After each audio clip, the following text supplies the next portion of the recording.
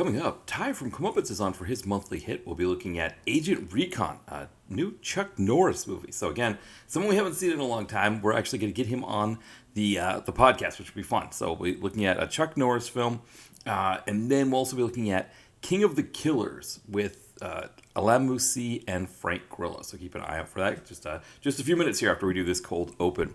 Then on Thursday, we've got the start of our look at the Beverly Hills Cop movies on DTVC Extra. So we're looking at 1 and 2 there. They're watched. They're ready to go. So I'll be recording that one on Thursday. We'll have that one available then. So keep an eye out for that. And then, we get into December. We've got one more week left in November. So we're starting to schedule out some podcasts there. We'll get them recorded. And then I think, after what happened with the last few episodes where I've kind of shuffled things around, I'll kind of sort of get everything in the can, get a sense of where I'm going to start moving things around before I start really, letting people know what's coming. But we've got some fun ones coming for December, so just keep an eye out for that for sure. In terms of the site, we're going to keep looking at those 2000s DTV sequels of 90s films. So this weekend we'll be looking at Single White Female, The Psycho, which is an interesting one. And then 2 weeks we'll be looking at Skulls 2, so we're going to come back with a little bit more Robin Dunn. I was debating because it looks like the sequel to Showgirls is on a stream or two, so I was thinking that might be a better one to do than the Skulls one, but I'm not sure. I think I'm probably going to stick with the Skulls, but we'll see what happens from there. Also, trying to get that review of the Jasper up. I feel bad for Nate Hill, who I had on the podcast recently. I've been meaning to do the Jasper, but work stuff has come up, and then also traveling, visiting my family. So hopefully we'll get that review in there soon, though. So check that one out. Also have a few other indie flicks kind of in the hopper that I'm looking to review as well. So hopefully we'll get those up soon. I think that's everything. That was a quick cold open there. We kind of jumped in, got everything out. I mean, I think the other thing to just keep in mind is that next week here in the United States is the Thanksgiving holiday. And so that does sometimes play havoc with my scheduling and my ability to get things in and out on time. So just keep that in mind. I actually have the full week off. So that's not generally how it works in the U.S. In the U.S., it's if you're lucky, you get Thursday. You get the actual Thanksgiving day off. I know I had plenty of jobs where I did have to work on Thanksgiving, which was never fun. If you're even better off, like in my case, you get the Friday, you get Black Friday off as well, which is nice. But in my case, I had extra time, and I just, I always have days that I need to use by the end of the year, so I just make it a full week, just use 3 days in a row, so it's a nice deal. But just keep that in mind. We're going to do our best to kind of keep things rolling at the same pace that we've been doing, but things might get delayed because of that. So we'll keep it out there. But I think that is everything. So why don't we have John Cross from After Movie Diner play in our theme song here, and then when we come back, Ty from Comeuppance is on, and we'll be looking at Agent Recon.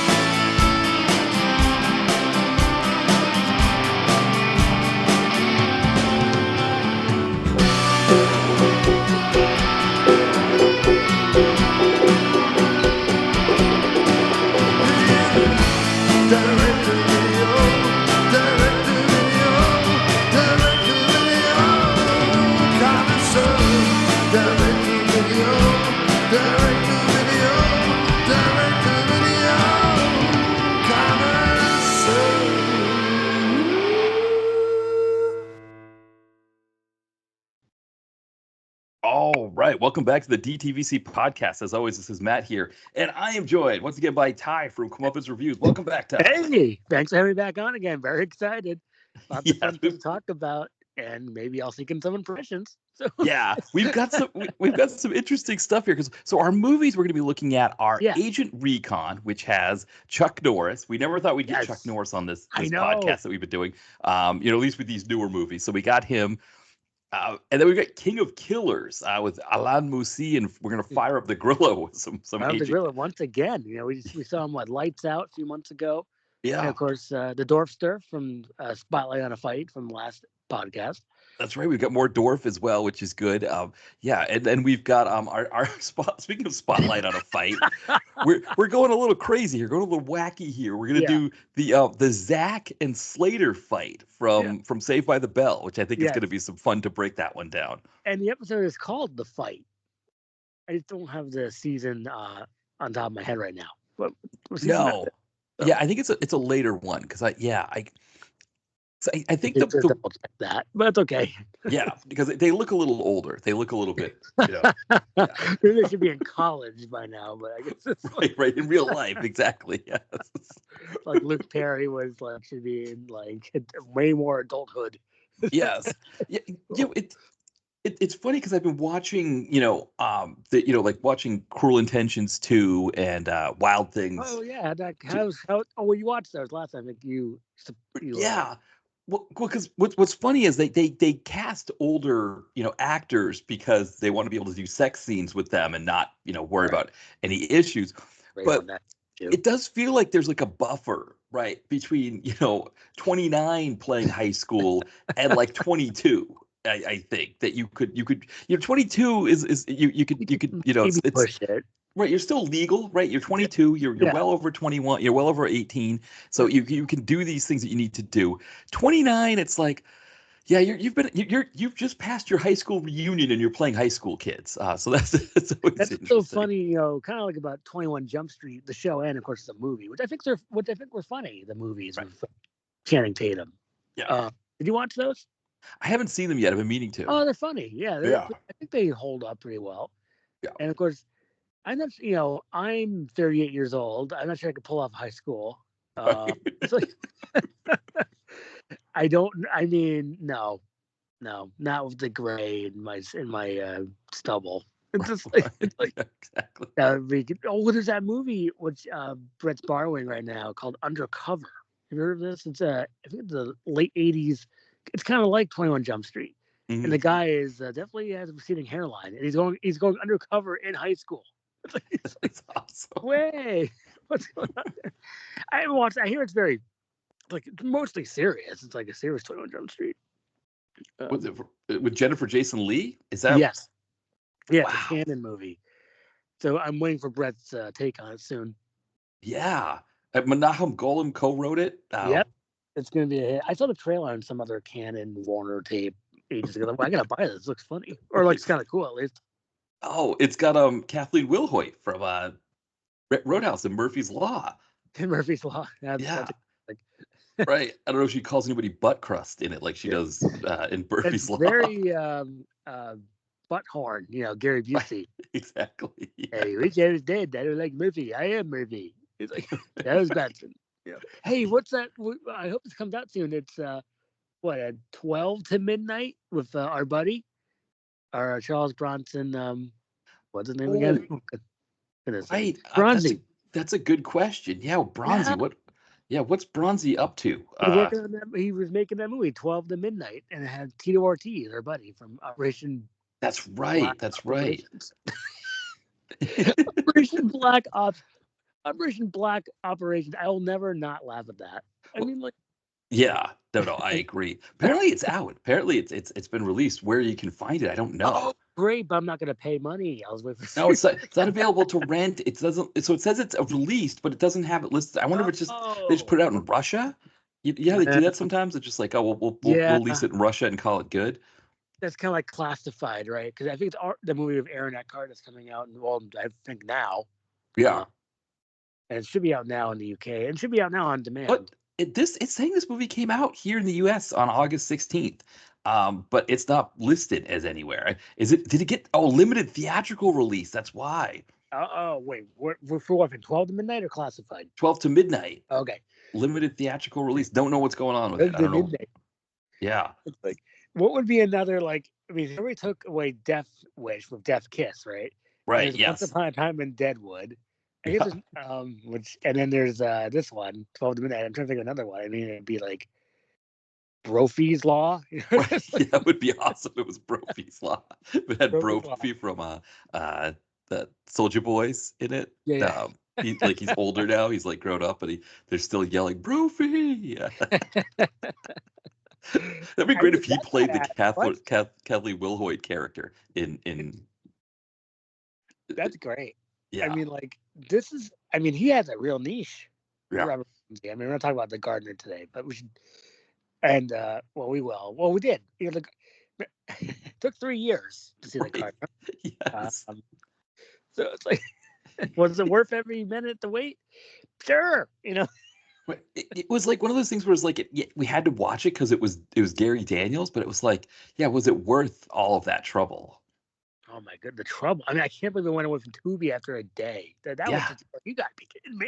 right. It's That one like made no whoa, sense. Yeah, just like like okay, there it goes. I don't know if it's still on. it might still be on Amazon. I haven't Yeah, it's on checked. But, Freevee now. It's on Freevee ah, now. So people TV. listening, yeah, Oh, yeah.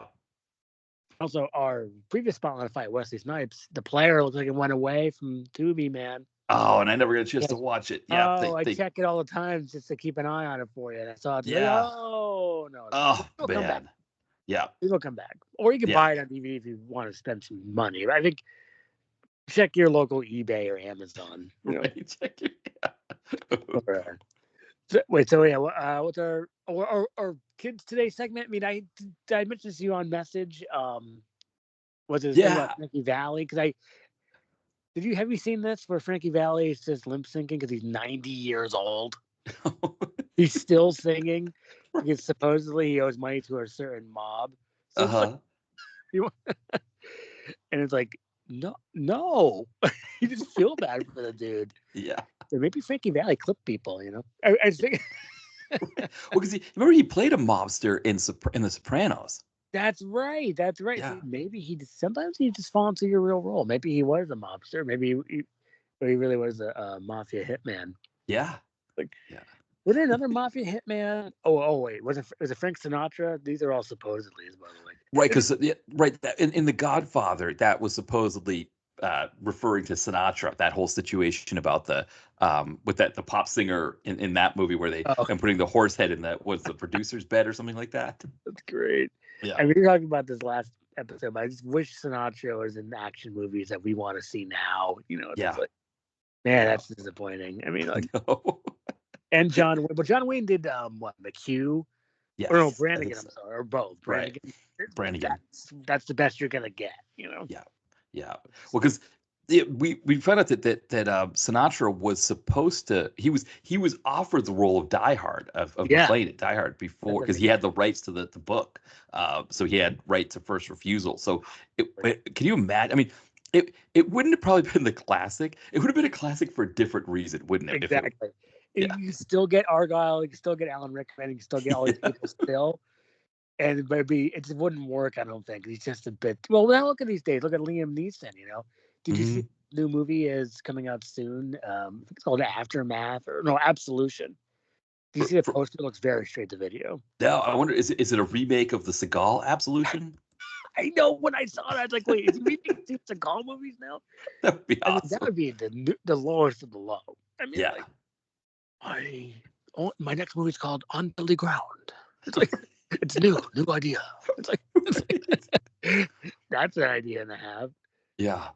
Just like when Ryan Dunn does the real Ryan Philippe's. You know, that's our he's Hmm. real Philippi factory. As you said last time, I guess I'm repeating my material, but it's like gonna get no new material. But So sometimes you gotta play the hits as the kids say, right? You gotta well, guess who plays hits all the time? It's Daniel Jeff. right. Yeah. It's me. Yeah. Yeah. The funny thing, so he recently Trump. So while we're recording this, he there's a McDonald's in sort of neighboring to Philadelphia, this area called Feasterville Trevose. It's like a census designated part of Southampton, but it's like right on just outside of Philadelphia's city limits. And I guess he was like trying to do this whole stunt to be like, oh well, I don't think I'm making the fries. right. I don't think Kamala ever worked at McDonald's, but I'm going to. The thing is, they closed the place down. He wasn't actually working. He just put on an apron and was wearing French fries. And somebody on Twitter, took the story and quote tweeted and said, if we were a serious country, that would be it for his campaign. Like that would be it for his chances of running for it, because it was just so ridiculous and so ludicrous. And it's like, no, we're not a serious country. Like we, like anymore. this is I mean, where we're at. This is where we're at. Is that yeah, Trump is like just pretending to make fries for a campaign stunt.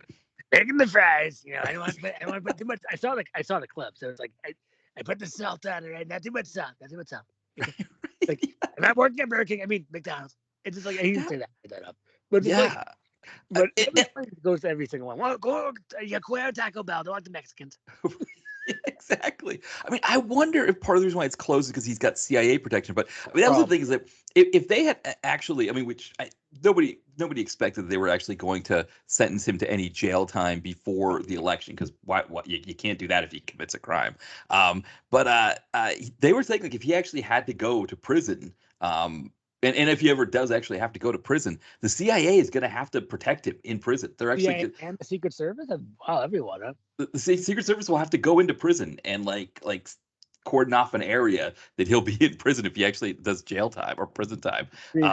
Yeah. So I wonder, but I still kind of feel like, I guess, like, he could still have been working there. He just couldn't have worked with any customers. Like like the CIA could protect him from, like, because I was just thinking of this now, because he has Secret Service following him, right? So it's like Secret Service, but also the secret sauce and the Big Macs. Yes. Okay? What's the secret sauce? I need to know what it is. Okay. Right. Elvin Bragg knows the secret sauce. I don't. Okay. Johnny Rollstunner. It's like, that's why I didn't ask that question. Yeah. I wonder at some point, like, if we're gonna find out, like, just how ridiculous that whole thing was. Like if people were there and they were just like, yeah, he didn't even know what he was putting salt on. He didn't even know where the salt was. He was asking for ketchup. He didn't, he was like wondering where the ketchup. Bring relish on my fries. Okay. I got the best burrito rolls in Mar-a-Lago. Okay. Mar-a-Lago, Trump-a-Lago. Oh, people call it McDonald Trump. So you get it? It's like, right. Well, I think I saw the clip. It's like there's like some guy very excited, like, "Hey, it's Donald Trump making the here." It's like, "This is burgers brought to you by Trump." It's like, right. Yeah, but he wasn't making anything for anybody. He was just, yeah, like the place was closed. They closed the place down. It was a complete stunt, and it's absolutely amazing because in the late '80s, Michael Dukakis. People think part of what killed his campaign was that he like got into like a tank. He was like pretending to drive a tank. Yeah, I can't. I don't remember what that guy sounds like, but Yeah, Michael Dukakis. The only thing I remember is John Lovitz playing him on SNL, and when you sound like John Lovitz a bit. Yeah, Dana Carvey was going off on his Bush impression, just like all over the place. And when John Lovitz comes back because they were doing a debate, Lovitz comes back and he's like, "How am I losing to this guy in the polls?" And it was just like, that's fine. I'm gonna look that up. That's funny. Yeah, he had like these big, thick eyebrows, like Dukakis. It was, yeah. Lovitz was a good one. It would have been interesting, but yeah, I mean, in 1988, that kind of fugaziness could kill a campaign. But now it's like, fugazi it up. Like we live in it, we're in a fugazi world, I guess. That's what it. It's we live in a wacky world. Yeah. McDonald's and he's like, what's going on in this wacky country? But okay.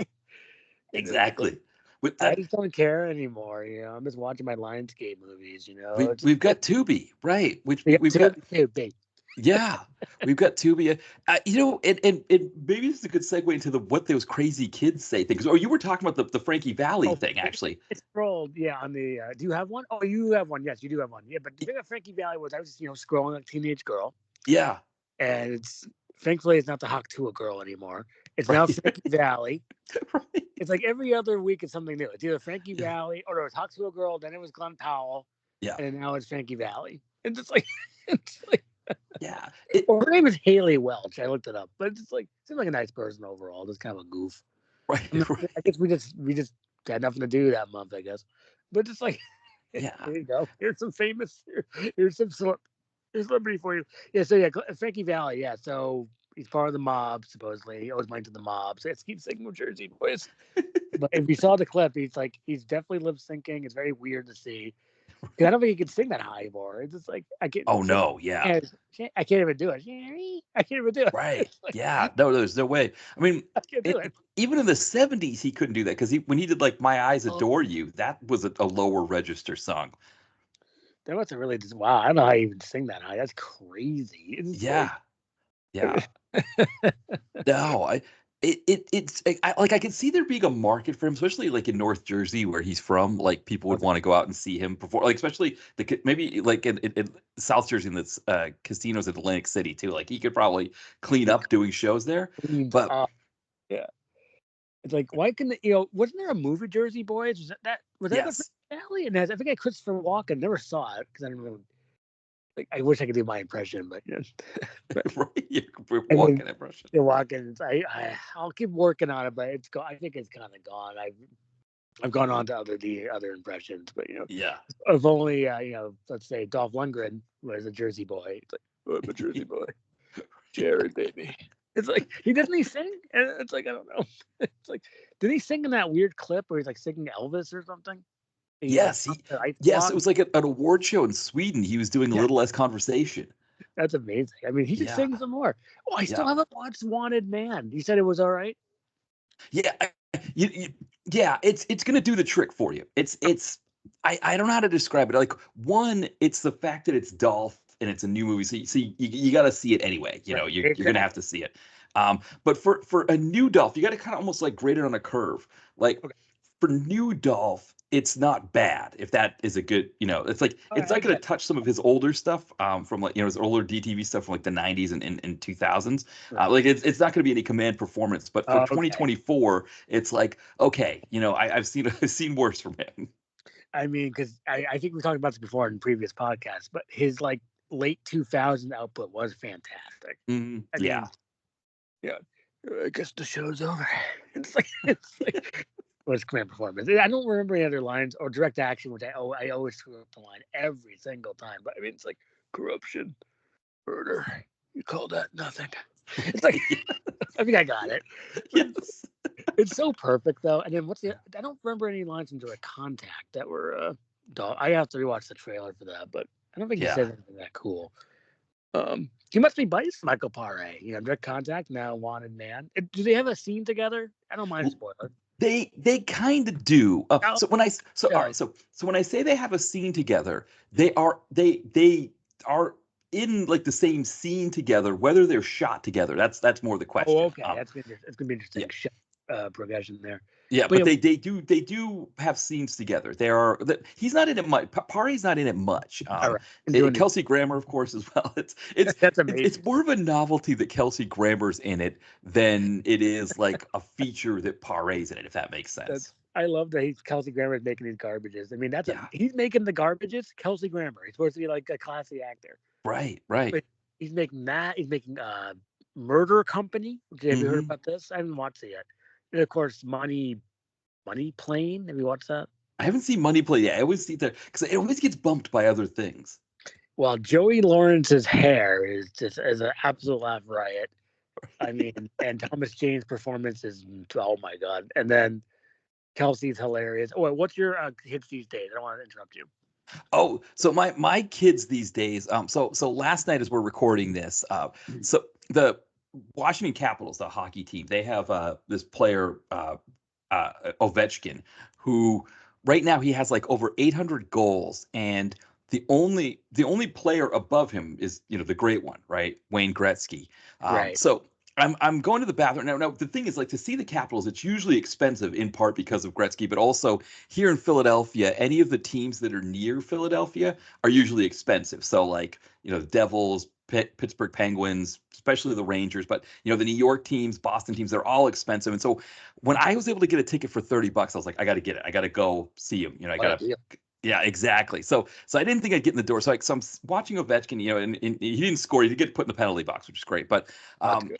I had to go to the bathroom, and I'm in line to go to the bathroom, and these two younger guys are behind me. They're probably like in their early 20s, Mhm. if that, maybe even late teens. And they were talking about Ovechkin. Like one of them goes like, "What does he have? Like over 800 goals?" And the other one's like, "Yeah. The only one above him is Grzaki."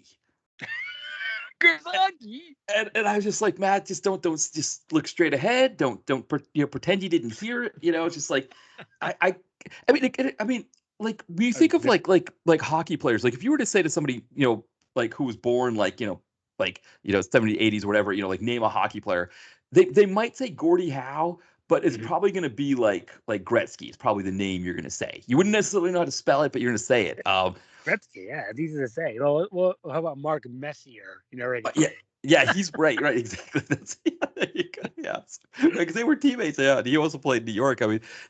Yeah. I mean, there's a few names, but like the Gretz is like he's the one. And to not to it never crossed my mind because I mean he hasn't played in like well over like over 20 years. He was I think he last played in the early 2000s. So it's been a while since he's played. And even when he was playing in the early 2000s, I think he was like playing for like Phoenix Coyotes, where they aren't even a team anymore. They moved to Utah, so it was like he's kind of like out of it for a bit. I mean, he does do like commentary on games, so he Okay, does still around. around a bit.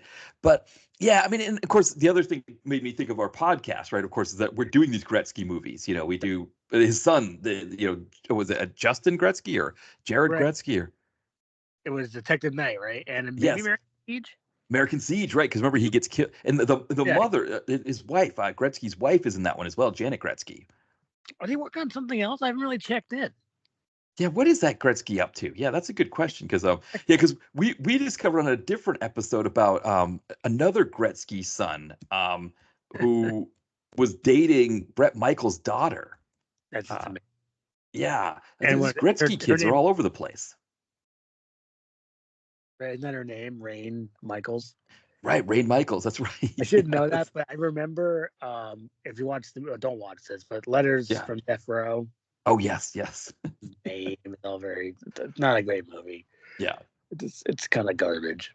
So So it's Trevor Gretzky, and that, actually, yeah. he has a movie out now called Bull Run that came out in 2024. But actually, his last two movies we did Detective Night, Oh, Rogue, and American Siege. And then he also did Apex, another Willis, and oh, with right. Neil McDonough. We haven't done Neil that one yet. McDonough. Yeah, I think I saw that. I don't. Yeah, I get Apex and like Cosmic Sin Yes, yeah, up in my mind. So like that's Apex or Cosmic Sin. yeah, These all very similar. I right, think I saw exactly. Apex.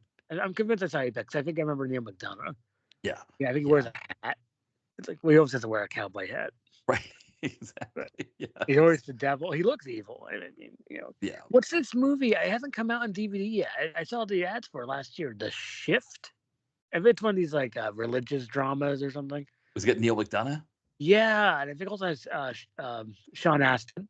Um, Oh, does he do religious movies? Sean Astin? he does. I guess he does. And Sean Astin's in that weird movie that has our buddy Jeremy Piven. Vindicta. It's on Paramount Plus. Last I checked. Oh, You is can it? Oh, check more that one. Pivens. John Astin doesn't look great in it. I'm sorry to say. He looks to be careful on the foods, sir. It's just like he's looking like even more overweight Pat Oswald. It's just like you got to be more careful, Sean. I mean, Yes. the nicest way possible to say that. Yeah. But yeah, it's a good movie though. Well, not good, no, but I mean, like Jerry Piven. You got some good Piven in it. Mhm. Let's bring him. He's all over the place now, Piven. Because I now follow him on Instagram about maybe he could be my friend. Oh, It's yeah. he's in like some like serious like kind of racial drama or something. And it's like, it's because I'd watch that. I mean, I guess I'm giving him a pass because of the system all year. Yes. Well, because that's right. The system was just so um yeah, I mean his performance in the system was just it took what was just a regular prison movie and elevates it into something completely different. It's He must have known that. I mean, I think we talked about that during the episode, but I mean, like he said, I think I could do something with this, and they'd yeah, let him go. Which is thank goodness they did. His name's Rain. exactly. Yeah. So, oh yeah. So Gretzky. So you must. So what was your face? There was like a grimace, or was like Yeah, what was because that? they were behind me and it was a bit of a grimace. It was like oh man, like what Grzaki? Like how did and yeah, and I guess it is one of those things like it's not like Babe Ruth, right? Where it's like, it's pretty much spelled the way it looks. Yeah. There's nothing cute about it, but yeah, it was a trip. Again, I don't know if it makes me feel old because it's like also like Oh, Gretzky, like he's still like doing hockey stuff. Like he doesn't play, of course, but he's still doing hockey stuff. And it's like, how do you not know what his name is? well, they pronounce it like tzatziki sauce from a Greek restaurant. And it's like that's just crazy. Yes. But it's like I never accepted that. Yeah. I'm surprised like there was like one of the Mighty Ducks playing, just like I think Yes, even then they don't know who the Mighty Ducks are. exactly, exactly. I did see a There was kid. Gordon Bombay, or Coach Blood, I'd like to mention. But Yeah, I was they're gonna say, calling you Coach Blood. Sorry. when I was walking home from the game, there was a family in front of me, and the kid had a Gordon Bombay jersey. Oh, really? Gordon Yeah, Bombay jersey? Didn't know that yes, you was can buy like from the TV show Mighty Ducks. You can buy oh, jerseys of that right. team. For the Yeah, show. yeah. I forgot. I think it's still around. I mean, I hear actually the first season was pretty good. Oh, really? Yeah, Heard good yeah, things first season. I just didn't have Disney Plus at the time. I don't think I even have it now. yeah. But my friend has it, but I don't really. I'm slow at streaming stuff right now. I'm just like, Yes. well, I did rewatch. I just want to say about. How do you even say that wrong? Grozitsky? Brzezicki, I think is what they said. Grzak? Yeah, I would yeah. say it wrong. Brzezinski. It was something like that. It was obnoxious. It was just like, Yeah. and the thing is, like, to say it in a hockey arena, um, it's Yeah. yeah, to get that name wrong in a hockey arena, I think is just like, it's yeah, it's kind of crazy. It's kind of funny. I'm talking about names because the Sixers are playing tonight, their opening night game. Actually, kind of almost within an hour of us recording, about another hour or so they'll be playing. Mhm. But they're playing the Bucks, who have Giannis Antetokounmpo. So it's a tough name to say there. That one took forever for me to learn to be able to say Right to top. Antetokounmpo. Yeah. Yeah, yeah, and he's actually Greek. So you're saying the tzatziki sauce, like, unlike Yeah. Gretzky, who's not Greek. Antetokounmpo actually is Greek. I mean, that's hilarious. Yes. I did not expect that. I mean, he's always these dang kids. They don't know anything. Yes. I Or know, dang Uncle, exactly. or dang, I don't Spotify playlists and their Joe Rogans and whatever they listen to. Right, whatever it is that they're doing. Yeah, Theo Or from talk to Real a World girl, Road Rules Challenge. Is or that, Rules I think? Challenge, and what else is there? People like today. Oh, and your uh, what's it called? Brat Summer and all that junk. Like, Yes. Yeah. Yeah. oh, Yeah. it's Brat Fall now, dude.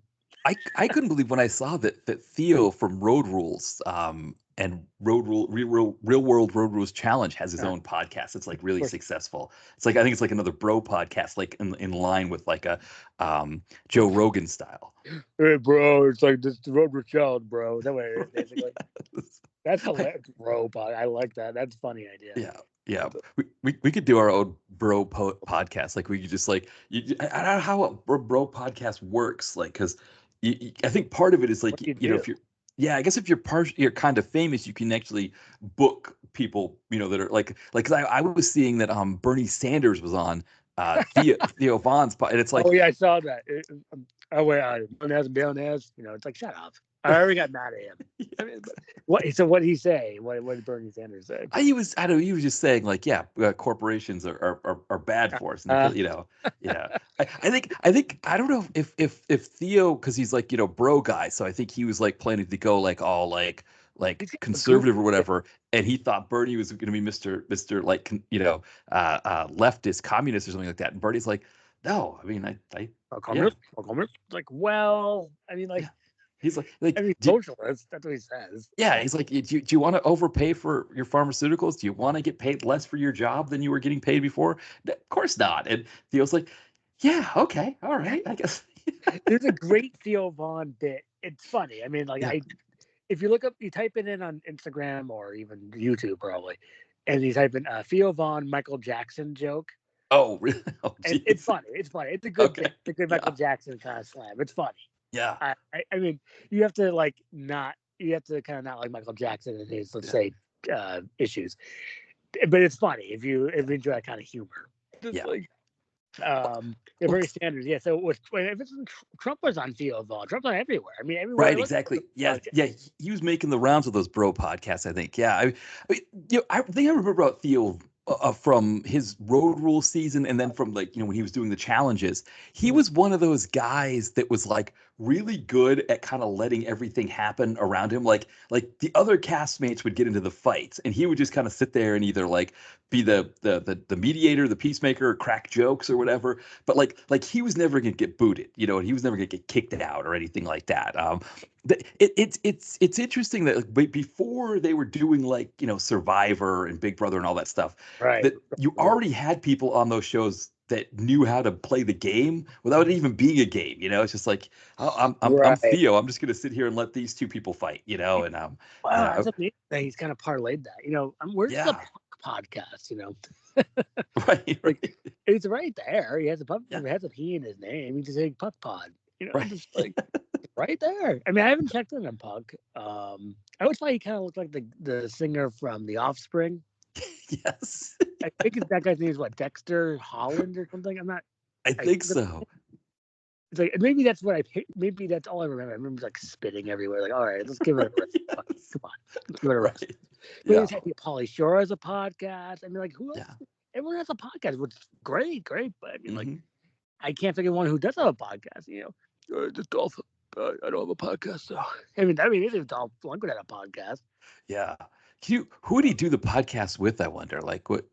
Oh, let me think. Yeah.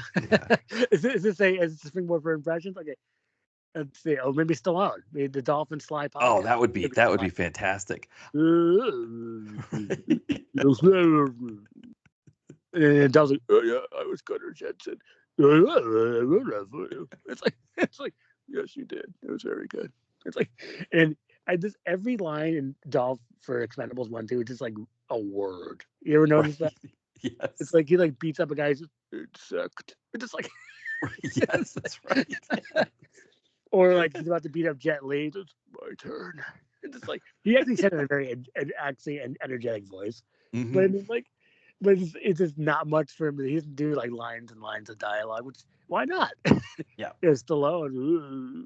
Wait, have you watched Tulsa King season 2 yet? I haven't seen any Tulsa King. I haven't seen any. Oh, of and the- I gotta watch some. Oh, I gotta watch season 1. Yeah. I mean, we're like, and then I guess he has this new movie coming out, Armor. Something that's like, is it gonna go right to our podcast? This movie, it's like What, the Stallone one? the Stallone one's coming out November 22nd, which is relatively soon. Oh, So interesting. it's gonna go on demand. It looks very on demand if you look at the trailer. It's Stallone. It's my somewhat nemesis Jason Patrick, and Dash Mihawk. I mean, it looks just like the movie. Oh, good old Dash Mihawk. Yeah. Yeah, if you look at the movie Armored, which stars Matt Dillon and wasn't that Lawrence Fishburne and Jean Reno, Mhm. you look up that trailer, then look up this movie, which is called Armor. It's like, and it looks exactly the same. Yeah. And it's put out by our buddy Randall Scandal. Yeah, I don't know what it says, like where it's supposed to come out first, because I don't know if he's got like a deal with Paramount that maybe these things come directly to Paramount. Oh, It's definitely it's a bonded media, so I mean Hulu could also grab this thing, right? Hulu likes I don't know if this is the right term. It's Grindstone, of course. Lionsgate's distributing it. Grindstone and Randall Emmett. It's like this is a movie that it's like goes right to streaming. I mean, it doesn't look very good. I mean, like it's like. But I mean, like Stallone's probably fun and he's the villain. Oh, it's getting a theatrical. It's getting a theatrical release here in the U.S. It says. That's amazing because it does not look theatrically ready for. No, it says that it's getting a theatrical. It doesn't say what theaters it's going to be in, but it's Grindstone is doing theatrical distribution on it. So I can't believe that. If you watch it, you're like, no. And then Lionsgate is doing the release here in the States. So I you gotta watch it. You'll see, like, no, Yes. because it's like, I don't think so. Maybe a limited release or straight to premium on demand. Yeah, but I guess Stallone. I mean, we're going to be talking about an octogenarian here in a bit with Mr. Mr. Norris. But I mean, Stallone's getting there. He's 78 now. Oh my goodness, he's 78 years old. Yeah, he's 78. He's born July 6th of 46. In New York's gritty Hell's Kitchen, which is no longer gritty. Hell's Kitchen is not gritty anymore, but it was gritty when he was born. Oh, really? Was it Hex Kitchen now, or is it like? Yeah, it's kind of more like I would almost say it's Heaven's Kitchen. If you look at Kitchen, okay. Right? Like even Trauma had to leave there because it just got to be too expensive. Right. Yeah. Well, Trauma can't afford like a freaking sandwich, so it's just like right. Yeah. No, they're in Queens now because they couldn't afford Hell's Kitchen. It was just it's like if you look at it on a map, it's like fancy like restaurants. It's like, like it's not just like a sushi place. It's like, 5-star, have to wait to get a reservation kind of sushi place. It's like Hell's Kitchen would have been dressed up enough if it just had sushi places. But it's like got like exclusive sushi places. That's what Hell's Kitchen is now. I don't even know how they do Daredevil. How they make that work in Hell's Kitchen anymore, because it's not the same that's Hell's right. Kitchen. Yeah, Yeah. I mean, what's funny, if you ever watched them, well, I never saw it, but there's a movie that has Melissa McCarthy and I think Tiffany Haddish, the lady from Handmaid's Tale. I forget her name. Elizabeth Moss. Moss. Yeah. So it's like, oh, what's this movie? It looks like a good gritty crime thriller. Oh, it's called The Kitchen. It's like, wait a second, 3 women and a Greek called The Kitchen. That doesn't support the stereotypes that women must be in the kitchen. It's like, maybe it's subverting it. Is it subverting the stereotype? Is that the plan? Yeah, I think it's about Hell's Kitchen or something. But I mean, okay. But it's like, of course, why? It's like, it's like I always say, women be shopping, women be cleaning. Right.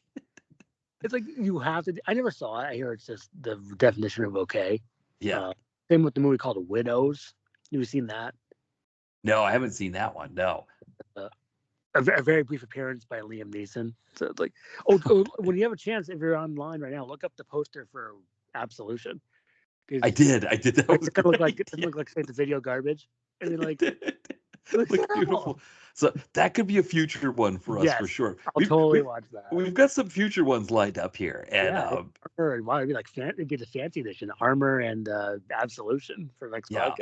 Like a lot of names are slumming it lately, and love it. What's fascinating, maybe as we kind of transition into our first movie here, Agent Recon, is Chuck Norris had pretty much been retired. He hadn't done anything in 13 years. I mean, that's amazing. Well, he did Expendables 2. I mean, even back then he did The Cutter, right? The Cutter, yeah. I think that was one of his last ones. So he did like some appearances on things like The Goldbergs and Hawaii Five-0. But yeah, you're right. The Cutter and Expendables 2 were really his last 2 film performances. And then, he's also just doing other appearances as himself, like Dodgeball as himself. He did a Walker, Texas Ranger. I don't know if you remember that TV movie with the North Koreans. They were like doing Matrix stuff with like dodging bullets and stuff like that. This is a newer thing? Yeah, 2005, there was a Walker, Texas Ranger movie. That it was hilarious. Like, there's a scene in the movie where this guy calls the Ranger's office. He's like, I need to talk to Ranger Cordell Walker on a matter of national security. and he's just like, okay, I'm going to take the call. It's like, what? Nobody's calling Walker, Texas Ranger on a matter of national security. Like, what, but he was dead serious about the whole thing. And so. That's funny. I got to look that up. Maybe I didn't have for the series. I seen the full series. Yeah. So this was a few years after the series was done. It was a TV movie that was on CBS, I believe. My buddy, this was when DVR, we were first, using DVR. He taped it for us. He DVR'd it, and we all watched it together. That's been fun. Yeah, it's a trip. I mean, the Matrix thing is the best. Like when they're like shooting at these like Koreans and they're dodging the bullets with this Matrix style stuff. It's hilarious. All right, I'm gonna look that up right away. That sounds fantastic. Yeah, it's a shame Paramount doesn't have it. Like, is it? I would watch it tonight. Oh, because you know what I think happened, right? Didn't it's not on Paramount anymore because I think the Chuck Walker Texas Ranger. I think the rights to it were bought by whoever owns NBC. I guess it's now Comcast, but like the Chuck Norris lever from the Conan days.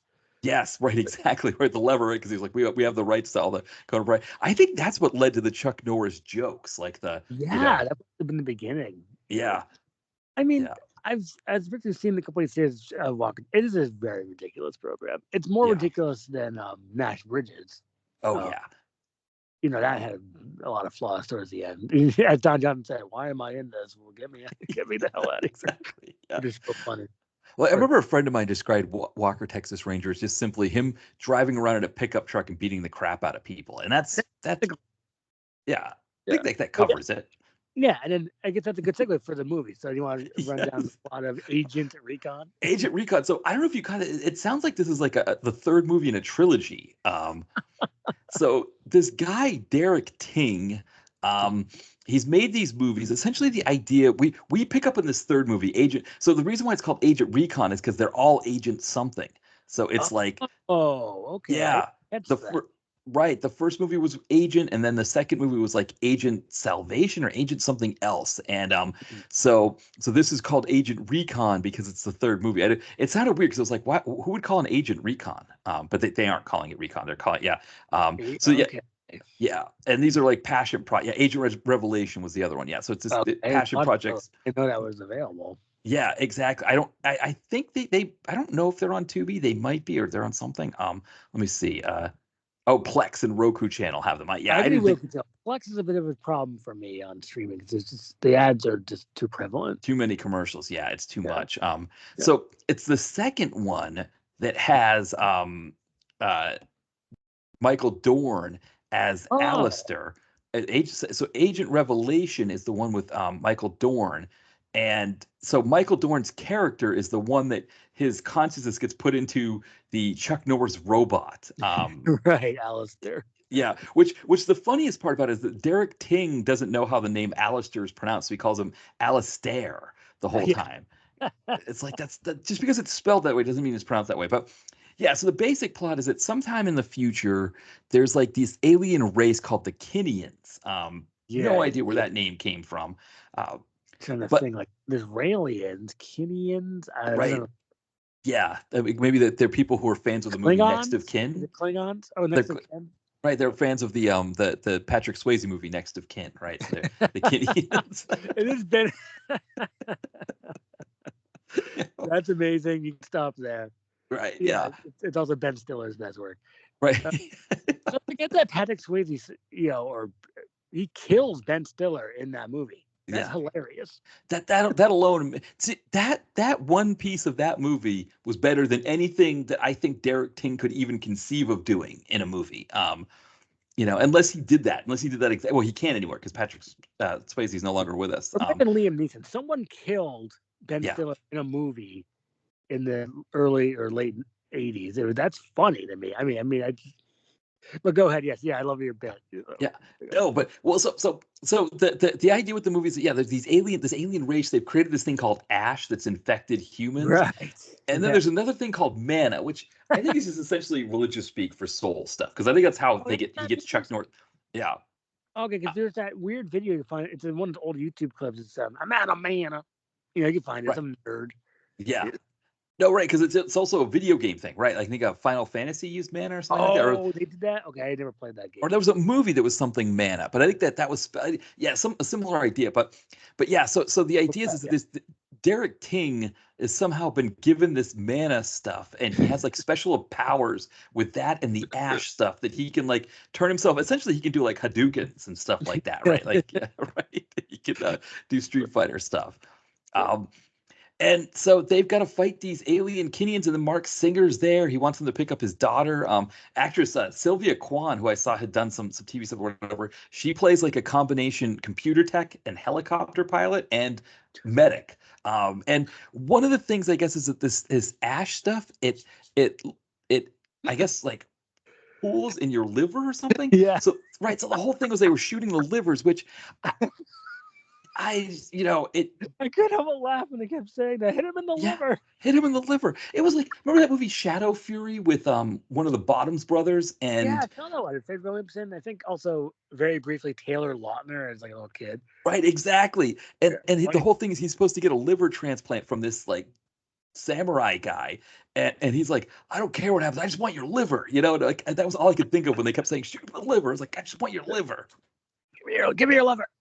Exactly. Yes. And so That's funny. I was cracking up, but I'll get to my notes in a second. yeah, well, no. So the idea is that Chuck Norris, he's a robot, and so Derek Ting mentioned something about or somebody in the movie mentioned something about a billionaire some tech billionaire, and I think they're alluding to Elon Musk with his ability to put like brain implants, or because Elon Musk is trying to like create. He's talked about trying to have some sort of like Elon integration Musk, between you. right. Yeah, Brain. which I mean, I don't. There's nothing scarier than the idea of Elon Musk like trying to create technology for my brain. Considering what Twitter's turned into, it would just be like the most haphazard piece of crap that would fall apart. I wrote that too. I wrote that down too. To think about Yeah. Yeah. Yeah, exactly. So Brain but fever. That was it. yeah, but I guess in the previous movie when Michael Dorn's character died, they had his information implanted in a chip, and they could insert that chip into Chuck Norris, and Chuck Norris could then be Michael Dorn, but still be Chuck Norris as Michael Dorn. So yeah, so now they've got to fight, and that's I guess that's the movie. I'm sure there's other plot stuff going on, but I don't know that it matters. I don't know that anything matters that's happening in this movie. Yeah. Well, to think about the movie, I kind of got into the spirit of how dumb it was.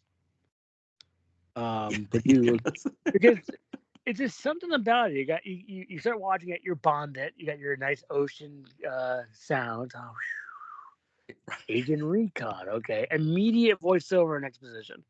It's like here's the ash, here's the mana. Just sing Yes, it. exactly. Yes. It's like, oh, okay, fine. I just kind of like, all right, I buckled up for this stupidity. And then, of course, the classic lines you hear nowadays: "Light them up," you know, Yes. Yes. Light them up. light them up. Yes. And, yeah, Mark Singer. I mean, it's nice to see him, I guess. And Chuck Norris. I mean, he was perfect casting as a robot. It's just I don't think he sounded kind of dubbed. Right. Do you agree with that? He was kind of rushed introduction. He just came out of nowhere. Like here he is. Yeah. Like, Yeah. And I'm thinking that this movie does have to have some kind of religious overtones, because that would be the kind of thing that would pull him out of retirement, is he would do a religious kind of movie like this if it was religious.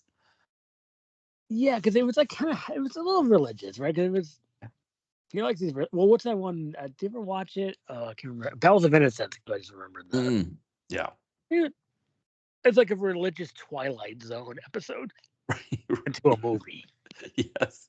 I mean, the idea is all right. I got it for free Yeah. on VHS, so I'll take it. Right. Let's not forget about the Earth Security Unit. Yes. It's like, okay, interesting idea there. I mean, like, Right. I was kind of half into this kind of garbagey movie. I mean, it wasn't that terrible. I mean, wasn't great, but I mean, there's something about it.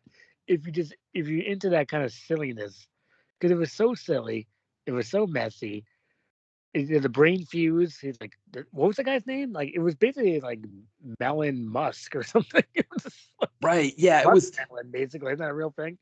Yeah. It was. Yeah. It was. I mean, I agree with you on the jump. I mean, this is in that category of like with the stuff that happens. I mean, like one of the things is there's just guns like Yeah. attached to walls everywhere, and this Ting guy, he licks a slide that you would put under a microscope. He licks it and then puts it into this circle, and it releases the gun, I guess, because his DNA is on his tongue or whatever. And so he's just walking around licking strips of things and getting weapons when he I needs mean, them. that It's was like, happening. I was laughing. I mean, yeah, it was just like, okay, you got me. I mean, like, right. and then you got hit him in the liver. You got Chuck Oh, Norris looking like completely stone faced the whole time. It was like he's shooting people. No stone face, completely stone yeah. faced. Oh, when he's got the Gatling gun, and Yes. and the thing with the Gatling gun that was the funniest was that the sound effect it made, and it was just like kind of just going on in the background. It was like somebody jackhammering outside. It's just like Yes. every so often you hear like ding ding ding ding ding ding ding ding ding It's like you just ding like, ding ding. and it's like, okay. I kind of enjoyed it. I mean, Yeah, I'm not sure I'll watch the other ones, but maybe I will now. I mean, yeah. like, It's a fascinating thing. This you're right. Like this is one of those ones that could fit into that like. It's not as much fun as say like a Samurai Cop or Deadly Prayer or something like that, but this is on the border of that. And the Chuck Norris oh factor definitely. yeah, I mean, this is something that the Rift Tracks guys are probably going to get their hands on pretty soon. oh for sure. And then Yeah. I thought maybe it did kind of like an Operation Black Ops, a little bit of vibe to it because Hmm. there was like these uh drone shots. Yeah. I never see a drone shot. I was like, right to Operation Black Ops, and Yeah. then with that drone shot over that wherever they were, that weird like building the whole time. Right. Right. Yes. Yeah. That movie's just so weird. All right, so but Yeah. the beginning was so garbage. Operation Yes. Black Ops, and then the whole movie was just because there was no sound. Right. There's no. And they kept shooting the Remember same that? shot of this one guy reacting over and over Yes, again too. That was funny. I mean, I was in Black Ops. I know we talked about this months ago, but people should still try to watch this movie. It's still funny. I mean, Yes. it's and then when there was no sound, I just like okay. Yeah. Yeah. This Yeah. movie had sound though. Right. This movie had at least had better sound. I mean, it was the music was a bit goofy. I mean, the other thing too about this movie is like the computer effects on this. Oh, funny stuff. Yeah, it's. I mean, when they're looking at computer screens, it's like the computer screens. It's almost like Spaceballs kind of like humor, but this Yeah, is not meant to be humorous. When you're seeing like with the, it's like giving, it's like essentially telling us the movie on the screen, like oh something reflexes or something like that. It's just it yeah, would I just know like that. Yeah, enhanced reflexes or something would just appear on the screen or something like that. it was like, are you gonna go to ludicrous speed or not? I mean, like you Right. can if you like. Exactly. Um, what else I have here? Yeah, that was about it. I mean, like, it was just kind of funny to kind of watch the whole time. Yeah. Yeah, I said it was very dumb but very watchable. Right. Oh yeah, and he was shooting a machine gun at the end. That was cool, I guess, and it was punching people very briefly. Right. Well, because the stunt double, I mean, Oh my that was goodness, like Seagal level doubling, where yeah, he's just always got his back to us, and it's just some young guy with dressed like Chuck Norris beating people up, and then it comes back to him, like you said, like kind of punching people here or there, like kind of pushing people away and stuff like yeah, that. push Like, people away. Yeah, that was yeah, fun. yeah. I mean, he's Something. 84 years old. He can't really be mixing it up that much. And it's funny that this was the movie that pulled him out of retirement because the thing is, he did way more for this movie than this movie will do for him. I mean, he's the reason this thing's on Hulu and not Tubi. That's He's a good point. yeah, So, um, what was I going to say about that? Yeah, so I mean, it was kind of fun to kind of see him though. I mean, like, oh, yeah, he's back. I mean, maybe he'll come back more. right, But I like when he was talking, but he was dubbed, which is still hilarious, by the way. yeah, I, but his voice is still kind of because it was so hilariously wooden. Like, you still got it. You still got right, the witness. yes. Love it. It's like, so I'm gonna have to recommend this one. I mean, there's this. I don't know. What do you think? Well, because I think the Chuck Norris thing, like I think the thing is that it's 90 minutes of your life, so it's not like a long time. I think it's a very fascinating entry in Chuck Norris's uh his filmography. This Yeah, is the it's fascinating that this is the movie that brought him out of retirement. Like I like love it. of all the movies that he could have done, the fact that it's this movie is really fascinating. That's what makes it so interesting. Like, what if you look at his career? You go say, what Eye for an Eye, and of course, Code of Silence. Oh, Agent Recon. Right. Yeah. Yeah, it's crazy. It looks like he's got something else coming. He's got a movie called Zombie Plane with Vanilla Ice that's coming out. So Now that's okay. Now that can go either way. yes, yeah, So I would go either way. Anyway, I'd be funny. It'd be funny to watch it if it was a comedy, yeah. or if it was dead serious, like a Money Plane. I think that would be even funny. I think that would just roll on the floor laughing. This could be interesting. So the Yeah. Vanilla Ice, Chuck Norris. There's other people in it, but I don't recognize any, at least not yet. I just can't look it up at the moment. And no one else does those two. I'll take it. Yeah, Sophie Monk. I don't. I know who that is. I mean, You I know think her? Okay, she's like she's number two. She's second billed. she's like a model or something. I think. Yeah. She Uh, like made fun of Paris Hilton. Or maybe remember Paris Hilton was like eating a bunch of hamburgers or something for like Carl's Jr. or whatever it was. oh, I think okay. she like made fun of that in some movie. Okay, that That's all I makes remember. sense.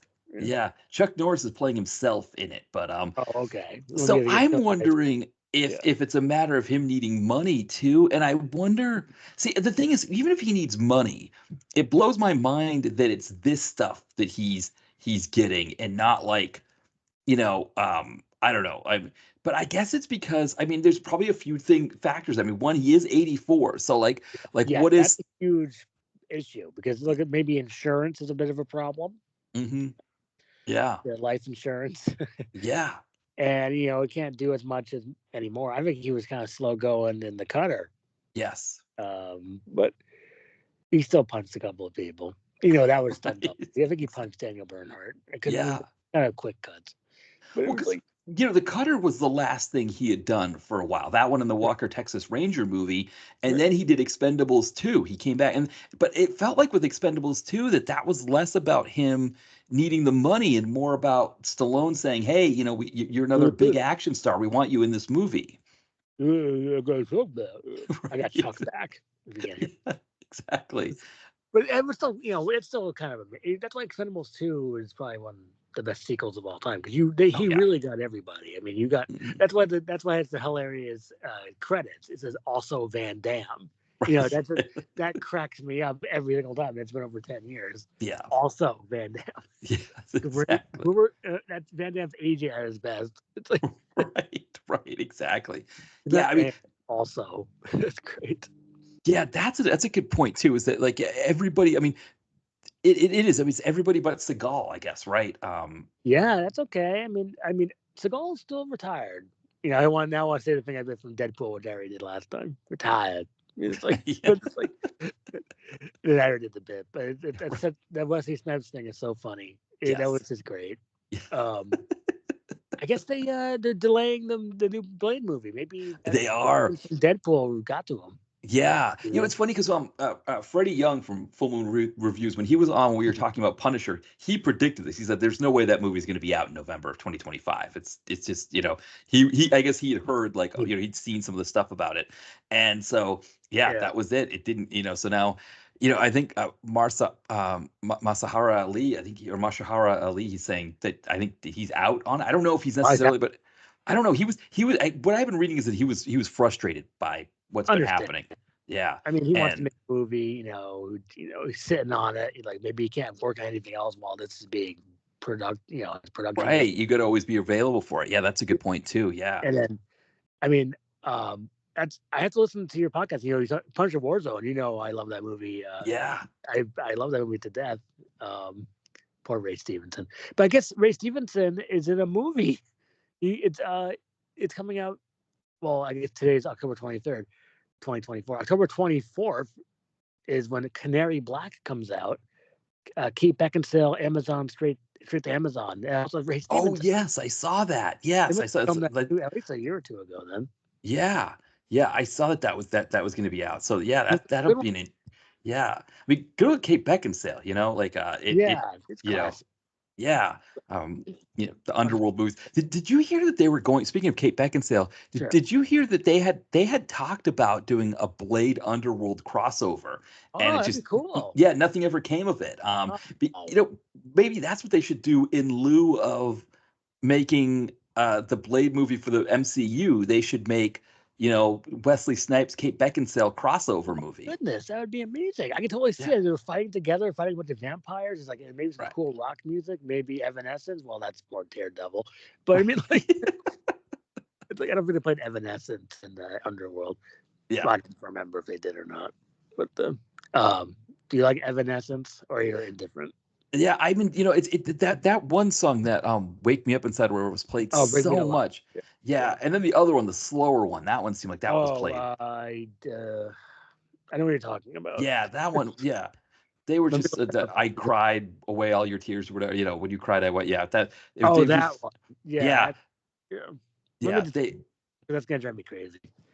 yeah Um, they were just on all the time. It was just you just oh, yeah. is it? Well, there's Bring Me to Life, and there's Going Under, and then there's My Immortal. That might have been it, right? My Immortal, I think that was the Yeah. one. Yeah, I yeah, mean, we like these. What's interesting about 2003? yeah, It's well, as I always say, it's all we had. yeah. Because I think Limp Bizkit was kind of falling off, and then Hmm. something new, and then somehow that came out of nowhere. But it's like everything Yeah. came out of nowhere.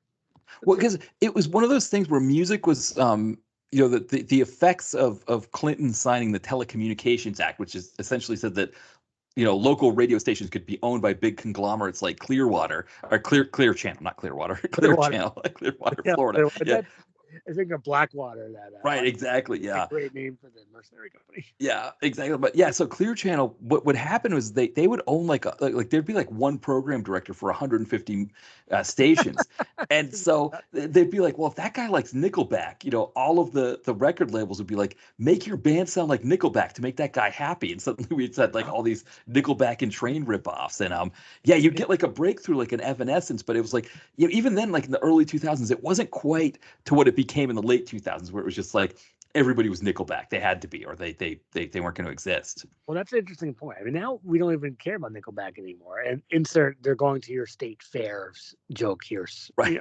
But Exactly. Yes.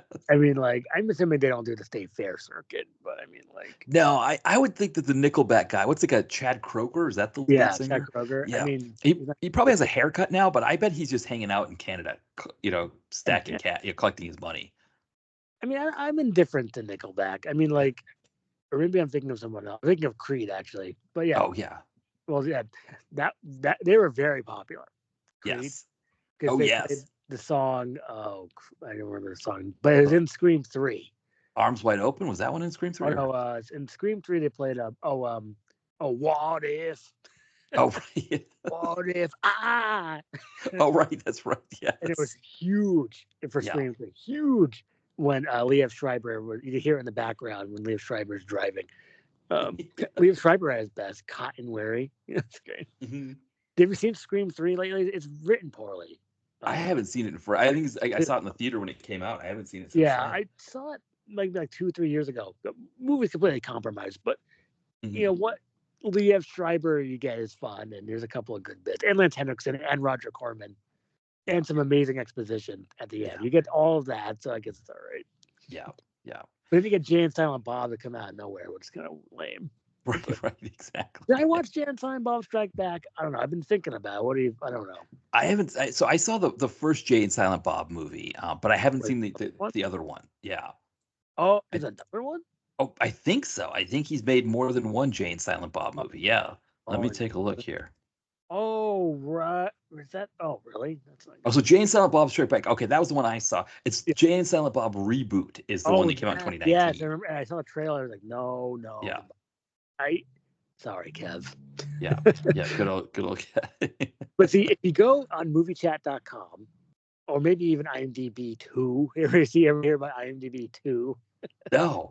You can find old message boards about Kevin Smith and other people, Yeah. when they nuked it, all those years ago. Yeah. Brutal. Absolutely brutal takedowns. But I mean, like, I can see why maybe they took it down, but wow, they are pretty mean. Mm-hmm. They're very mean about the Kevin Smith fans. Yes. I'd be like, well, okay, that actually would probably hurt my feelings. My goodness, luckily we're not famous yet. Right. Yet. It's like, right. But yeah, that's why.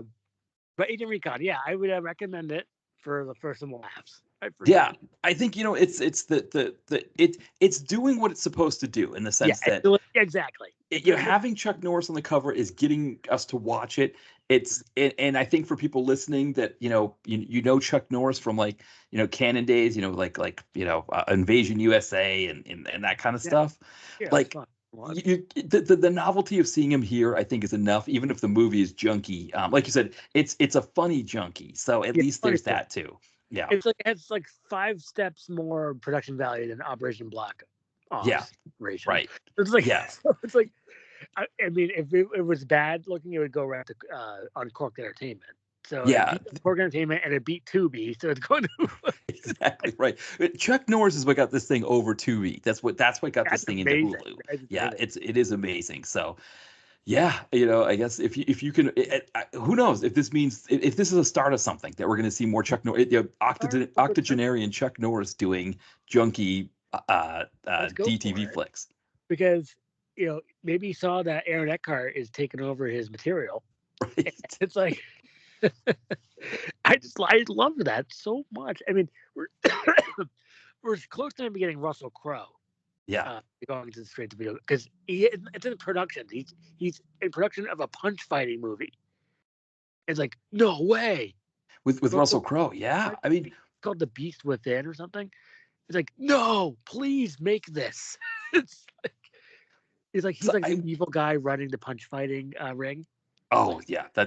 Please, I'll pay. I don't have much money, but I'll pay some of the money. I need to see this. I need him to say, beat up that guy. Something like that. He wants this not the fight.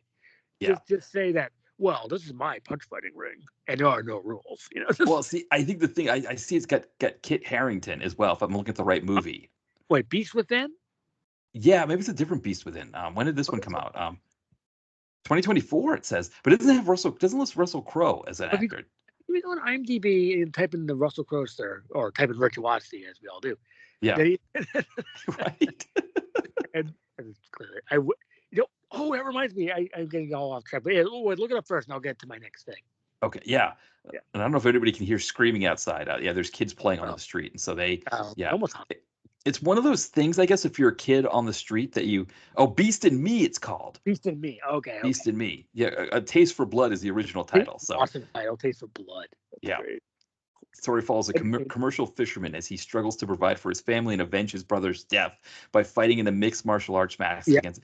And that's just amazing. That paragraph right there is fantastic. I know. When I read that, I was like, no. And then I went crazy the other day in a good way. Right.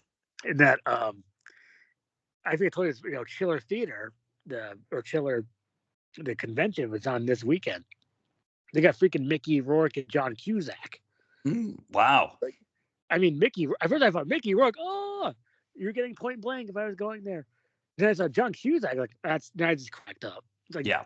He'd be sitting in a gosh darn booth waiting for me to give him the contract. It's just like, that's the stupidest sentence of all time. But I would love to give him the contract and look at his face. That I want his reaction, like, no. Yeah. He wouldn't sign it. It's like, right. The movie's so funny. I mean, the movie's not that bad. It's just poorly written. Mm-hmm. Have you seen? Well, you saw, right? I think I talked about the contract before. No, I don't think I've seen the contract. Oh, it came out so long ago. It's almost its 20-year anniversary, which I hate saying. Yeah. But you didn't watch the contract? Well, it's not. Okay, well, it's a Randall Scandal movie. Morgan Freeman, John Cusack. He definitely shot in Bulgaria. It's not great. I mean, but it's on Freevee. I see it's on Freevee. Oh, Freevee? All right. I mean, it's a masterpiece, but it's like that's his beginning. I love when you see the beginning of this crack starting the show. And Morgan Freeman was already showing cracks, of course, in Edison Force, which is the best movie of all time. Remember when Justin Timberlake got arrested? Oh, yes. Or whatever. Yeah. And he's like, well, the world tour is going to be ruined, man. Right. Yes. But the guy didn't recognize him. And I wish JT said, me, Justin Timberlake from Edison Force. Edison Force. Yes. I wish he has no sense of humor, JT. Come on. Yeah, no, exactly. But there's some story about Edison Force, which I'm obsessed with Edison Force, which you should rewatch if you haven't seen it. I think I said this last year when I rewatched it. Just everyone watch it. Yeah, I haven't seen it in forever. It comes up if you look up this movie. It comes up really? on IMDb. Right. Yeah, as you look up Morgan the one you're just talking, the contract. It's on Freevee right now. Edison Force on Freevee, fantastic. Yeah, yeah, Freevee, Peacock has it. Wow, Peacock. Plex, Pluto, Tubi, Roku, everybody's got it. Prime, because it's great. Yeah. Prime has it? Oh, we got it for free. Yeah. Oh wait, no, Prime has ads. They sneak in these ads nowadays. Yeah, it depends, because I think it depends on if I think we have the Prime that has no ads. Oh, good. I think we pack, so it's like you get an ad at the beginning and then that's it. I think is how it works. I'm not sure. I think they should do that for Tubi. I mean, I'm willing to watch about 10 ads in a row just to have the rest of the movie. Right. Yes. Yeah. I you said that before, but yeah, we could probably go to our next movie. Oh wait. Oh, is there something about Edison Force I'm about to say? Yes. Oh yeah. Go ahead. Yeah. Oh yes. There's some story where because Kevin Spacey is in it. I know. You want to see that weird movie where he's a hitman? You don't. Oh, Kevin Spacey. Oh, I don't. Yeah. I could quite. Was that the new movie that he has? He has a new movie out. Peter 5'8". It's on Prime Video, I think, or Freevee. It's like went straight to Freevee. He's like a hitman. He's like weird. I don't know. Rebecca De Mornay is also hanging around. Yes. It looks like garbage. It looks like total garbage. Like right. Great. Yeah. Garbage, Kevin Spacey. But there's a story if you go down the line of Edison Force. It's like, yeah, just Timberlake's one of the best actors I've ever worked with. It's like, you're kidding, right? Kevin Spacey said that, but Justin Timberlake. That's awesome. It's like, and then he was making fun of Edison Force, Kevin Spacey. How could you? But that's why he's in trouble. It's kind of like, remember, Eric Adams, the guy in the Mayor of New York, is in trouble from kind of saying, I don't want no migrants here. It's like, right, yes. Now he's in trouble. After Kevin Spacey made fun of Edison Force, he got in trouble. Coincidence? I think not. Yeah, that's what's happened. Yeah, that was it. All unraveled after he came out against Edison Force. Did I ever tell you I saw him So my brother and I were walking back Is that from Case a Bay? baseball game at Fenway Park, Yeah. and we were walking up Boylston Street. So it was after the marathon bombing. It was like a Oh, week after. So the game was sold out, and it was like the line for the Kenmore station was really long. So I was like, let's go up to Back Bay. We'll take that station. And I saw someone who looked exactly like Kevin Spacey sitting at a cafe. But I mm, didn't think anything of it. And I didn't think to nudge my brother and say, hey, I think that's Kevin Spacey. Because I also kind of thought that would be rude. Because it's one thing, like, like when you see them at like a convention or something, like that's what they're there for. nope. But like if he's having coffee and I'm like pointing much at my brother, it kind of felt like it might have been rude. But I got home that day and I looked on Twitter, and sure enough, one of his friends that was having coffee with him tweeted about it. And I was like, that Oh, freaking was Kevin Spacey. And then, I like, mean, I wouldn't say like about a year after is when all the stuff came out about him. wow. So it's like that's why you should always keep your Edison Force DVD in your backpack because you never Yes. know which I movie you could, don't have. can But you just like, sign this? I mean, I wait patiently for him to come to the horror cons or the chillers if he needs Yeah. money. Because Yeah. look, Alec Baldwin's doing the con circuit and he's doing the garbages, Yeah. which I Yeah. think should be I think Crescent City. Have you heard about it? And also some logger action movie with Steven Dorff. I think it's called like Log Off or something. I forget. It's That's not the awesome. title. It's like Cut Off or something. Yeah. It's like, okay, well, where's us? And where's as Alec Baldwin's wearing like suspenders. Like, okay, this is funny. Yeah.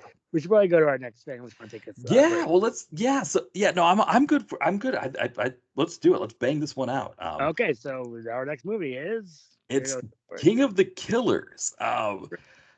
So I don't know about you, but Uh, the cover of this with the names involved mm, looks like this should be good, right? and it's not. How did that happen? Well, Oh, we're going to break down oh, how it happened, right? We're going I can to. tell you. First off, Well, I mean something was off. I could tell something was off from just the jump because first off, the cover is purple. That's yeah, very odd. yeah, And then you watch the movie. The movie's kind of more like blue looking. It's like yes, it's yes, like it's like oh god. yes. So But I mean, go ahead. well, I'll do a quick synopsis. I'll Yeah. break this thing down quickly. So Alain Moussi, which we know from the Kickboxer movie, he plays this guy Garan, who is an assassin who works for the CIA. We find out, but he also his fixer is Steven Dorff, who I guess is like a close friend of his. And Right. on one of his missions, his wife just happens to be there at the bar, and she is killed. And Musi has no idea who killed her, but he quits. He quits the whole assassination game because he wants to find out the killer.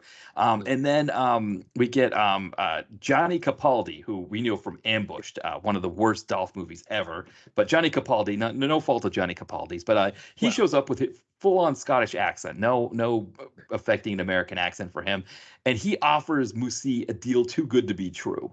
It's to take out the Jorg Drakos, the king of killers. Nobody even knows what he looks like, but you have a chance to yeah. take him out. And so he goes to Tokyo, which is the same place as Chicago, which are both Winnipeg, right? Everything is shot in Yeah. Winnipeg here. And they're at a hotel, and let me break the movie down before I start coming up with my own comments about it. But Sure. they find out that Grillo is the king of the killers, and the idea is that they each have to try to take him down. They each one at a time to have to try to take him down. And Musi's like, that's not really fair that we one on one fight Dracos in his own place. What if we teamed up as killers and we took him down? And Grillo's like, all right, it's kind of a crazy, grinchy idea, but I'll let you try it. And so then, that's it. These killers try to take out Frank Grillo, Jorg Drakos, in his place. And so, yeah, I guess that's pretty much it. So yeah, Yeah, go ahead, Ty. that's a great idea. Love it. Right? That sounds like a winner, doesn't it? For most people listening, and what all these cool fighters are going to go up against Frank Grillo. Yeah, Great. Wow, awesome! And you got your Lionsgate and you got your Bondit. It's like right, okay, it'll be good. right, No, it's bad. right. It's why that Yeah, hurt. It's like, but you got Dorf, who plays Robert Zane. Awesome name, by the way. It's yes, the subtitles. It was XANE. yes, exactly. Yeah, Awesome. yeah, He's making these stupid Star Trek and Star Wars references. It's like yeah, "Force be with you" or whatever. It's like yeah. he was doing that. He said something else stupid or "live long and prosper." And then Yes, I think so. is Yeah. that what they say? I don't know. Is there another Star Trek movie I missed? I mean, like there was the one. Star Trek that had Benedict Cumberbatch, right? And Yeah, then that was the second one, and there was one after that. I and it haven't was seen it yet Star either. Trek whatever Beyond the Darkness or something. I forget. But Yeah. was that the last one for a while? Yeah, they haven't made another movie since Oh, okay. 2016. Really behind. Yeah. Oh, wow, that's a gap and a half. Yeah, they've made some TV shows for Paramount, Right. but they haven't made another movie. And so, yeah, I don't know if they're going to or not. Because if you look at the gate for those movies, other than that first Chris Pine one, the gate was horrible on those. They haven't had a good gate since Star Trek 4. So, which is interesting because I mean, Star Trek 4 came out like the late 80s, and That's yeah, they haven't had anything that's like touched that level of success since then I in mean, terms of the like like the box office. well, because the first newer Star Trek, I'll call it, which I Yeah, had seen, it was pretty good. yeah, I mean, it was pretty enjoyable. Like if I found a cheap copy like on DVD, I'd buy it. yeah, And it was just entertaining. And yeah. It then I was saw this fun. Beyond Dorkness, what I call it, and then you got your.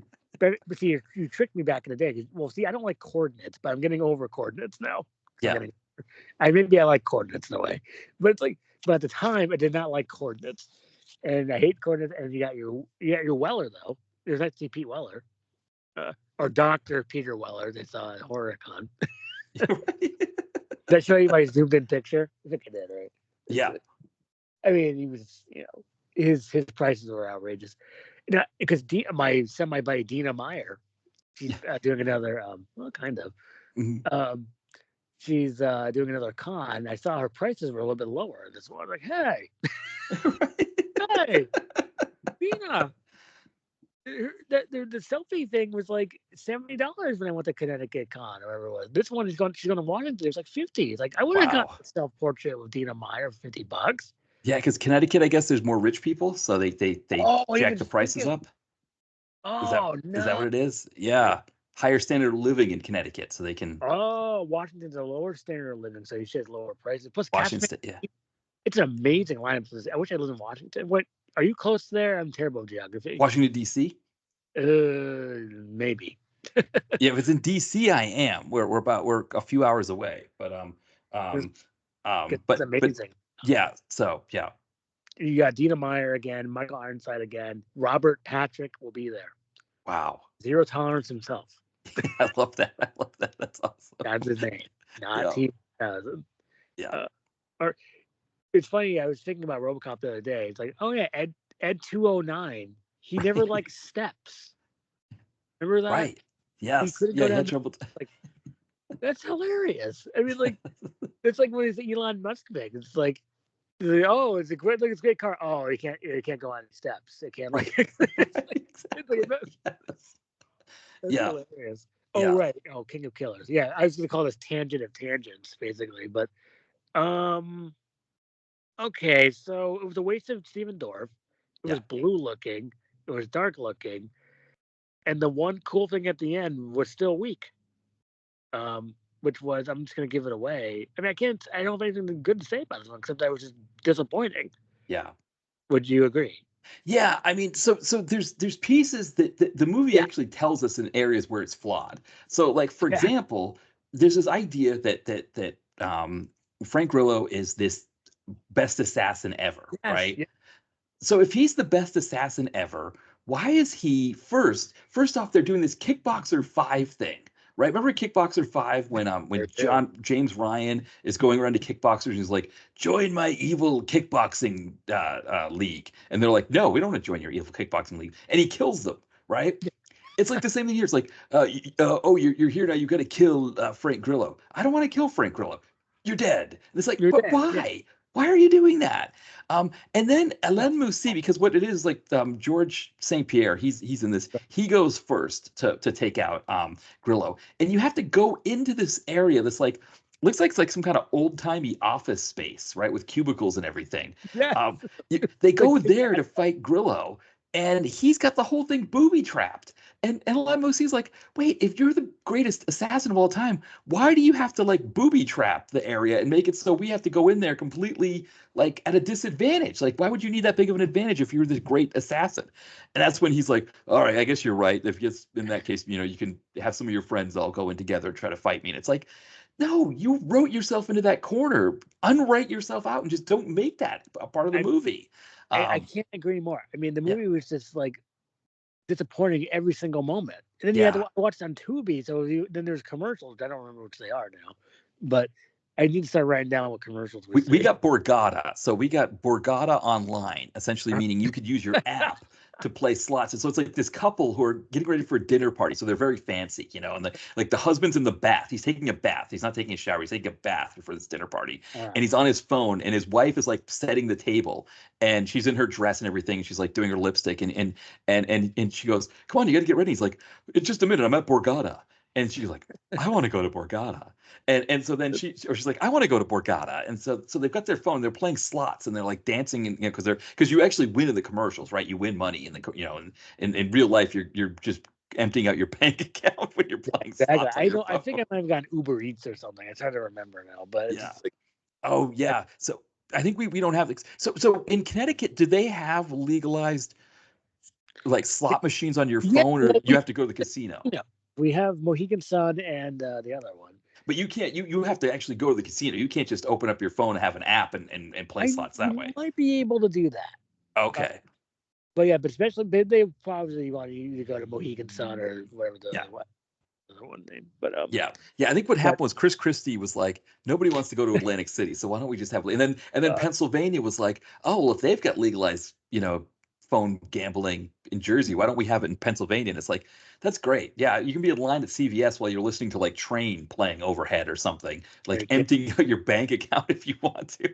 I could just never trust online gambling. I just can't. No, I play Toon Blast and I spend money on that game, as I always mention every episode. exactly. And Yes. yeah, get ready for your podcast bingo. Am I going to mention Toon Blast? Right. No, but it's Because what true, else am right? I going It's to true. Like, like these games that are kind of like they're what do they call them? Freemium games, right? Where it's like the game is Right. essentially free, but you Yeah. can pay for power-ups and things like that. Like those already cost enough money. Forget, like actually like I do sports betting on my phone, but I've got like a very strict thing where I'm like, I'm gonna bet 20 bucks. If I lose, I'm not betting again for 2 or 3 weeks. Um, That's a really good way of doing it. I mean, like that yeah. means you're not an addictive gambler. Yeah. But it's one of those things again where you're watching a movie like King of Killers. I never thought of this actually because King of Killers was so like nondescript or so kind Yeah, of movie on a average. screen. I wrote down movie on a screen. Yeah. Again, it's just disappointing. It becomes a movie on a screen. Like, okay, I'm getting checked out because you're Yeah. not delivering what we want, which is actually why I don't understand. Right. Makes me so. That's like you have people who have delivered in the past Yes. some decent Yeah. action. That's all we're looking for. He Yeah. couldn't even deliver that. Now, we need this movie. We need Jesse V. Johnson to remake Yes, this movie, right? He would know what to do with Frank Grillo and Alain Moussi and absolutely. George St. Pierre and whoever else is it, Marie Avgeropoulos, I guess. Yeah, I get it. Andrew Poulos. I mean, I like all Exactly. these people. I cannot pronounce that. Yeah. And I think it's a pass because she's in the show called Cult. Uh, And it stars our buddy Robert Nepper. oh, right, right. So what was that movie we watched of him in it? Oh, it was a Mind Cage. Yes. But uh, John Malkovich at his best. Yeah. And don't forget we had the John Malkovich movie to watch eventually. Chariot. Oh, more Melky. No Malky, yeah. But Yeah. besides that, yeah. So if Jesse B. Johnson made this movie, you would actually had a winner. I Yeah. mean, like this would be a recommended movie. I cannot recommend this movie. And someone was like, I can't recommend this one. Can't Right. recommend it. Trump of Trumpers. I can't. Like, But it's a shame, right? Because like yes. Alain Moussi is good as Yeah. I mean, he was born in 81, so it's funny thinking about him being born in 81 because we were talking about him being like kind of a next wave. He's already in his 40s, and we're already like, it's like he seems younger, right? He Yeah, seems he like looks. he should be, yeah. But man, I mean, he is good, and he has not really hit the closest thing he had is a portion of the kickboxing. Like he had that really great one take fight scene in the second kickboxer movie where he's the second kickboxer reboot where he's like at the prison and he's just like kind Yeah. of you know Like You he's got really good stuff like that he's done. So he needs either a Jesse P. Johnson, an Isaac Florentine, even like James Nunn, the guy who did One Shot, One More Shot. Somebody know? like that has got to just take Musi aside and be like, "I'm going to make 3 movies with you, and they're going to be the greatest thing ever." Yeah, let's use him to his advantage before he Yeah, just becomes a little bit too old. You yeah, know, and you really had something on this one, and I put oh no, not too good. That's yes, a great note I have, but it's like they're the right notes. It's like I have this. right. Then watching it, it's like, hey, of course. Now the biggest spoiler, of course, which I guess will probably end this discussion, is the fight scene between Musi and Grillo. Yeah. Now that's an idea. Wow, did they bomb that? It didn't pay off, right? It didn't Oh, pay off. And then we get great. this whole convoluted like thing where Grillo was like, I actually didn't want to kill you, Moosey. I Yeah. wanted you to help me fight this like evil gang of assassins. Yeah. And Musie's like, wait, what? And then he's like back in Winnipeg. It's supposed to be Chicago, but in Chicago, they either have deep dish pizza or they have this like thin tavern style stuff. He was just getting plain old Winnipeg pizza with his daughter, and Grillo Winnipeg. shows up and he's like, hey, can I have some Winnipeg pizza with you? Hey, by the way, I've got a video for you. Look at what your buddy Stephen Dorff was up to while your wife was hanging around that club. And it's like, oh man, yep, No, I was very unhappy because here's what yeah, this is what should have happened, yeah, which is Al Musi. First off, Gorilla is the most evil assassin of all time. He's evil. Ah, right. You know, okay, great idea. You goofed up by him. He should have killed Grillo yeah, with the pane of glass and the fight scene. yeah, Then you should have gotten Dorf to come in through the door, do some fun exposition, and then they fight at the end, and yeah, then Dorf gets killed by Musi, and then Musi lives to tell the tale, and yeah, with his kid. yeah, There's your movie, and also you have to see what's going on. yeah. Also, couldn't see a freaking thing. No. Uh, I mean, turn on some lights. This Uh, Blue Bloods had more lights in the last episode. right, right. That's Yeah, a because dark looking show. I mean, when you have that first one with George St. Pierre when he goes in to fight Grillo, it's like between like all the little tricks that Grillo's doing with like the smoke and the mirrors and all that kind of stuff, and then the fact that, like you said, it's not well lit. It's like what are we, again, it's like Damn. this is not the movie that Jesse B. Johnson would have made with his cast, right? He would have made something that was just so much better than this. Yeah, I can't believe they goofed this up because you really had something here. Yeah. Like I'm not mad, but I mean, like No. it's disappointing, And It, it, something was up, but I mean, we watched it anyway. But right, I, exactly. I Yeah. knew something was up, but I thought Yeah. maybe transcend that. No, but we need that Moosey movie. We need, Oh, the the movie kickboxer movies were decent. they're decent. That's a The good start. second one was too much with that half-hour fight scene at the end with the Yeah, whole like, with that super meathead, like mega meathead, I'll call him. right, exactly. It's like it didn't need to be a half hour long. They could have gotten away with it being, what, 15 minutes like an average fight movie. He hasn't done anything since King. I didn't realize that. He played a bus goon in Nobody. Who mega But meat? Musi was yeah, he was a bus goon in Nobody. But he hasn't done a lot, which is interesting. Like, his English is good enough to be a star in these movies. His fighting ability is just fantastic. Like he's, Becoming underutilized. I mean, yeah, like this is unfortunate for us action fans. yeah, Like, I mean, Stu Bennett has better movies. It's he like, does. Right, Ross Boyask is someone who could make better movies than this. He could make, yeah, yeah, it's like why not use Stu Bennett and you can use Musi in a movie? That'd be cool. yeah. Or make, of course, Noel G and Texas Battle versus Chad Michael Murray. It's like, Right, right. um, I mean, yeah, Moosey is like, I mean, when you look at his ability to fight, his screen presence, all of that kind of stuff, it's pretty interesting because solid. yeah, it seems like I think it just points again to how amazing it is that Scott Adkins has been able to have a career that We're he's lucky. had, because it seems like for these guys, if you're not someone who made movies in the 80s and into the 90s, nobody wants to deal with you. It's like we're just going to keep Yeah. recycling these guys who were born in the 50s and 60s and keep making movies with them. And then you've got like this, you've got Musi, who's again, he's not even that young. I mean, he was born in 81, so he just turned 43 this year.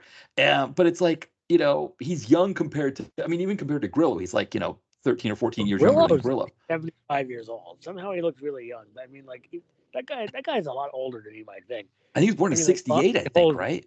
He's 68 years No, old. No, he was born in 68. He was born okay. in or 67 or 68. He was born in. Yeah.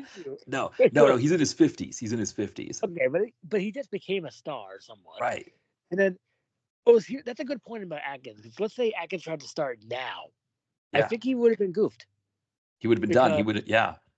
Because even Ninja, that was a good start for him. Ninja 2, Shadow of a Tear. It's like, you'd say it like that. Right. And other titles like that too, like we bought a zoo. It's like we just had this nice tone, but everything, or Zeus and Roxanne. But I never saw that. Is that about like a sea monster? No, it's about a dog. Yeah. What's a sea monster with Steve Gutenberg? What a question that is. He was Magic in the Water. I think that had Mark Harmon. That's about a sea monster, not a monster, like maybe like a fancy sea turtle or something, or a dolphin. It's like never saw it. But Magic in the Water. Maybe I will watch that. Maybe it's on streaming. Anywho, so Scott Adkins. Yeah, but he's made some good movies, but I'm not saying he's fallen off, but he needs to if he can, go back to his ninja roots a little bit. Yeah. He's got to get back to, I mean, he actually did do something somewhat recently with Isaac Florentine, right? Because he did Seized. That was an Isaac Florentine film. You watched that, right? It has Marvin Peebles. Yes, yeah, exactly. Yeah. Did you like that? I don't want to. It was like, how many movies can Scott Adkins do where one of his kids gets kidnapped and he's forced into doing the bidding of bad guys? Legacy of Lies, of course. Legacy of Lies. Yeah. Great title. Yeah. Yeah. So it's just like, yeah, but you're right. I mean, Adkins is one who's right. I mean, when you look at, Adkins was born in 76, so it's like he's going to be he's in his late 40s right now. Who else is there that's younger? And it seems like the mindset for movie makers is, let's get like a Jesse Metcalf who doesn't do any action stuff, but he's a name people recognize, or like even like Dermot Mulroney, which was a lot of fun for us. But it's like, can you imagine LMOC in a movie called Ruthless? That would be amazing. Just be good, and he would kill people. Yes. Oh, I forgot. Right, Ruthless, the most disappointing movie of 2024. Right, exactly. That will not be beat. King of Killers is a masterpiece compared to Ruthless. I'm sorry. Exactly. Like Ruthless, I don't want to get mad about Ruthless. No. Yet. But no. But your point is right, because as much as Ruthless didn't live up to its name, it was full of Ruth, right? It wasn't lacking Ruth at all. This movie, this whole idea that this Grillo is supposed to be this king of killers, but yet he booby traps a room and makes it so it's like he's got all these advantages, because why? If you're the king of killers, why do you need to like do and also, if you're the king of killers, why do you have to kill an assassin who doesn't want to fight you? Yeah, like, that's why unfair for the king of killers. No, that's like Fugazi. That's like silly early 90s DTV stuff. Like that's James Ryan being like, join my new kickboxing thing, and being like, oh, you want to join my kickboxing thing? Then I'm going to kill you. That's like, oh, all right, where's the Cascos? What's funny, but it doesn't work here. No, because right. Like, because you're expecting. See, maybe I'm gonna say something that's controversial. Okay. Which is, I think I might have said this before, other Grillos that we have watched. Grillo's becoming a little disappointing. Yeah. Because he's not giving us what we want. Now, hopefully Hounds of War will be a turnaround for him. Because it's directed by Isaac Florentine, if I'm not mistaken. Or it's Florentine or Jesse V. Johnson, one of those people. Yeah. It looks like he's a mercenary out for revenge. Goodness. Yeah. Well, because you know what it is? It's interesting with him, because I know he's going to be doing DC stuff, right? He's doing he's doing James Gunn's DC stuff. I think because he wants redemption for the Crossbones. You're right. House of War is Isaac Florentine. Oh, is that out now? Oh, it's out. It's currently. I haven't checked in. It's for rent, unfortunately. So it's got to give it a little time. Hopefully, it'll end up on Hulu soon. I'll But keep a close eye on it. I'll yeah. save it in my IMDb search system. So So we've got to think that if this is Grillo and Isaac Florentine, please, it's got to be that good, right? Like those two, I hope. like yeah. Because I mean, Florentine. I mean, there aren't many, right? It's what is it? Is it Florentine? It's Jesse V. Johnson. I think Nunn, the guy who did the One More Shot movies. Like there aren't many out there that are making direct to video action the way we were used to direct to video. I mean, the way that like Joseph Merhi, right, and Richard Yeah, Pepin. It's like or even Art Camacho directing for those guys. It was just like they that's that's the Art. sweet spot. Prime. That's the prime stuff. Now, and it has fallen off over the years. I know it's a tough thing to say, but everything's just darker looking. You can't see quick cuts, of course. Yeah. I mean, let's hope that this one's good. I'm not going to write out Grillo because he can't really. So, He's too, but like Boss Level. I love He was a Buffalo. lot of fun in Boss Yeah, Level. that was good. That was a good one. See, that was fun. A little more Mel Gibson, but I get why they did the they cut down on his speechifying. But that was a fun way of doing it. But I do like a good speech by Mel Gibson. Yeah. That was a fun one. I really enjoyed. That's what he needs to keep doing. Now I understand it's probably hard to find the right scripts. We might even do another Grillo on the next pod. So, but he's pumping them out. Yeah. It's like so. I don't know how he has time for all this stuff. He could be. Well, Lamas is the ultimate. How did he do everything? How did he do all those movies and Renegade at the same time? Yeah. How did he do that? Yeah. I think because I think they figured it out with the PM stuff where it was just like, we can bang this stuff out in that. There was always like that summer period, I think, when they didn't shoot Renegade. Oh, no, he can quick. Yeah, he could make those movies as quick as possible. Yeah, I think that's what they would do.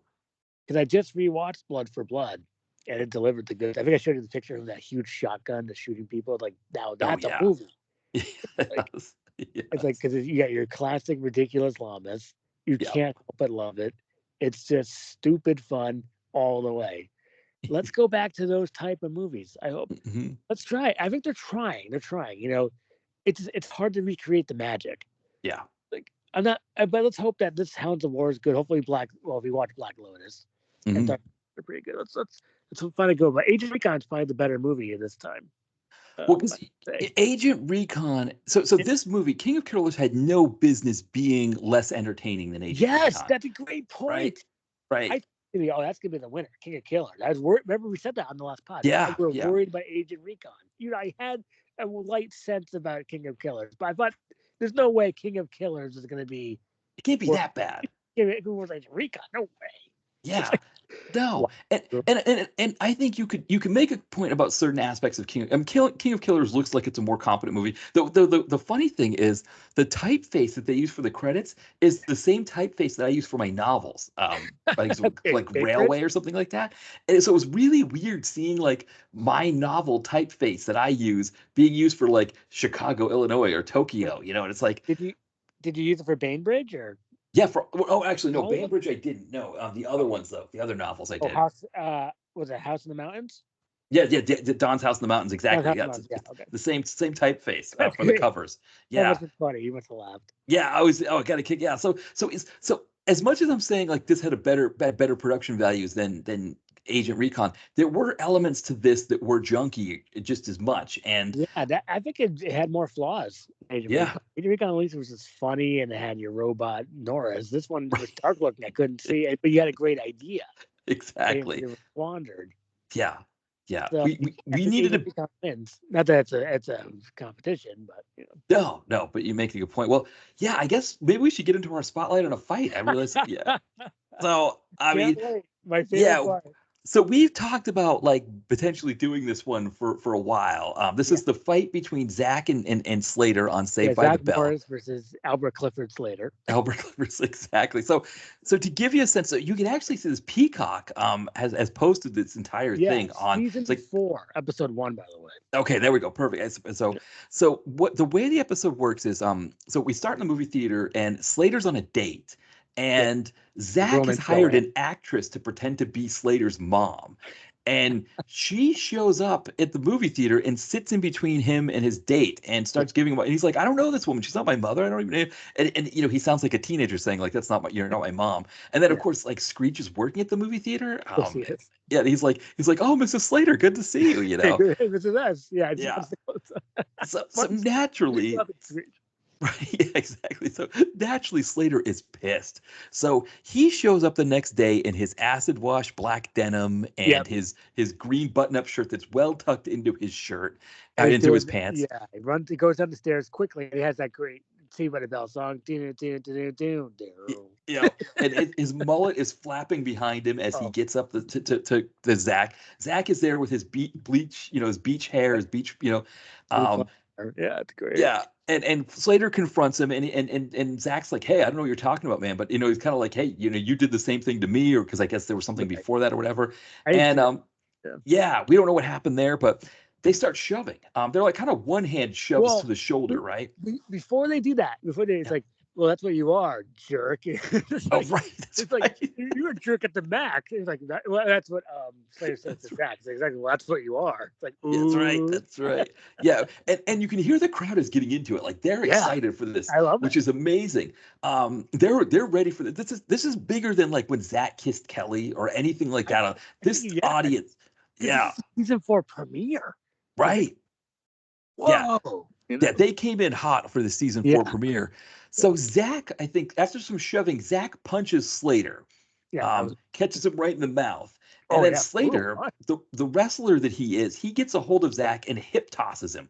Yeah, amazing. Actually, it was really well done. It was. It was. So Their you fight wonder scenes if are killers. right, exactly. You wonder if Mario Lopez did a little high school wrestling. I think he must have, right? Yeah. It was a good, and then Slater gets another punch in. Yes. Yeah. Like, And then I think so. So you make a good point too about Slater being potentially being a high school wrestler because when they're on the ground, he looks like he's trying to like get a hold of well, Zach yeah, in a that's like his character. Yeah, Albert Clifford is his wrestler on the show, so it's good. yeah, and he almost has to stop himself to not like really get Zach like in a get Mark Paul Gosselaar in a really rough way. So he's kind of more just like laying over top of him, as opposed to like pinning him down and like really like getting him into a hold and probably like like choking him out or something like that. And then Mr. Belding is wearing this like weird wig because he's going through like a midlife crisis. It's like a ponytail wig. Like a ponytail kind of looks like a Davy Crockett kind of wig. Yes, it does. Yeah, exactly. It's definitely a beaver pelt for sure. Yeah. And so he breaks them up and he takes them to the principal's office to like talk with them. And it's like it's like he's trying to like discipline them for getting into a fight, but he's got this beaver pelt on his head. It's just like the most ridiculous thing. Like the writers of the show coming up with this idea of like they're sitting there sulking with like the makeup for like the fat lip and the there's the blood black eye. There's blood on Zach Morris's like kind of like tissue. Right. Yeah. I was watching Exactly. it very closely. It's like, oh, blood on Yeah. Saved by the Bell. Right. So that's happening while Mr. Belding is there with his beaver pelt on his head, lecturing them and saying about how there was a guy when he went to school who stole his girl from him and how bad it was and all that stuff. And what are we even supposed to do with that? Well, that unfortunately does negate some of the fight just a little bit. It's so like I would have just taken off the pelt. Right, during the scene where they're trying to get back to be friends again, Zack and Slater. Because at the end of the episode, I mean, and then they only have like a brief truce. Right. They have a brief truce, and then they go to a party at the Max for their senior year. Right. And Lisa's got a date, which is interesting, right? Because that was the thing about Lisa, right? Was that every once in a while they'd get like a nice looking young African American male to like in a sweater. It's yes. Right. He always had a sweater. Sometimes he had glasses. But right, exactly. Or he'd be like styled in the form of Theo Huxtable's friend. Remember his friend with the glasses that was like dating Naomi Campbell? Barely, because I watched the Cosby Show, but I mean, not. It's no. What's the channel? Quick, right? Yeah, exactly. Yeah. So but that was how they kind of did, or like maybe another way would be like Boys to Men doing like that whole Alex Vanderpool thing. Dwayne Yeah. Wayne, I think it was. Yeah, they dress the guy up like that, and that's the situation here. She's got this young Yeah. male who's got this like his sweater on, and they go to dance, and but the thing is like there's tension because Zach and Slater don't want to be around each other, Right. and they go to the table to max see each other like, oh, okay, so Slater goes, I'm gonna get away from him. What did he say? Something like, I don't hang out with losers or something like that. Well, it's like I need to go to another part of the booth, just Right. like so. They eventually then Kelly asked Zach to dance. Like, I'll be right. Well, listen to this song. Or he said it was really stupid. Like, Yeah. He's like, I'll dance for the next song, right? the I'll next dance on song. the next song. Yeah. Yeah, it was an odd thing to say. But then he wants to get some punch, and guess Yeah. he's at the punch table, Slater. Yeah. But then it acts more like slapstick. It's like becomes more slapsticky with the punch going down people's pants and all that stuff. So.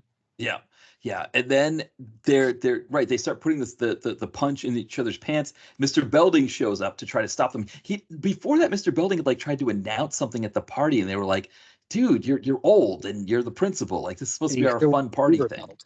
Yeah, Like, right. and then Exactly. eventually, finally, his beaver pelt falls off. And like, first of all, didn't you know that was a pelt from the jump? Right. Like, Exactly. it wasn't that. It didn't pull it off though. And then his beaver pelt falls into the pond. And it goes, ah. Right. Yes. Right. And, and that's the end of the episode, basically. But Yeah. They've but the got. fight itself was actually pretty good. I mean, when I rewatched it like 5 times just to kind of it's almost get ready, bingo people. Wysot. Right. It's like I watched Wysot more than the Saved by the Bell fight, but at the time, it's for what Saved by the Bell. What a fight! Like it was pretty good for its time. Yeah. For maybe like Art Camacho secretly did the fight choreography or something. It's like I think it was probably Mario Lopez and Zach Morris. They can't afford fight choreography. Right. Right.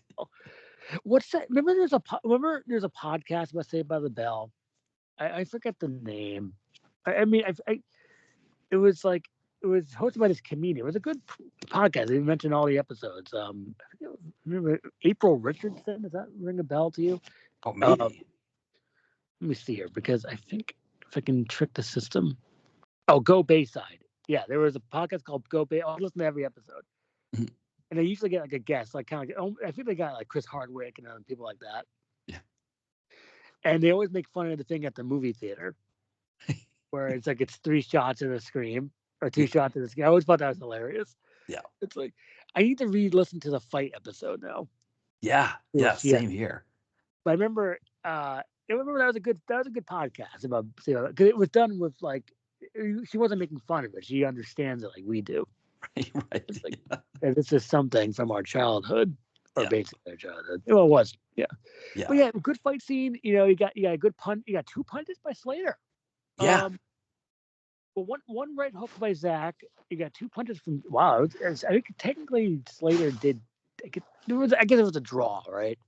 Yeah, well, that's the thing is I think Slater in real life, if he really, if Mario Lopez was a wrestler, and if he, I get the sense that when they were doing the scene, the way they're laying on the ground, the way he's laying over top of Zach when he tackles him, I got the sense that he had to like hold back, but he did it in a way that was really obvious. That like he was like, oh, I can't like get him into a wrestling hole. I can't choke him out or something like that. Now that I've taken him down.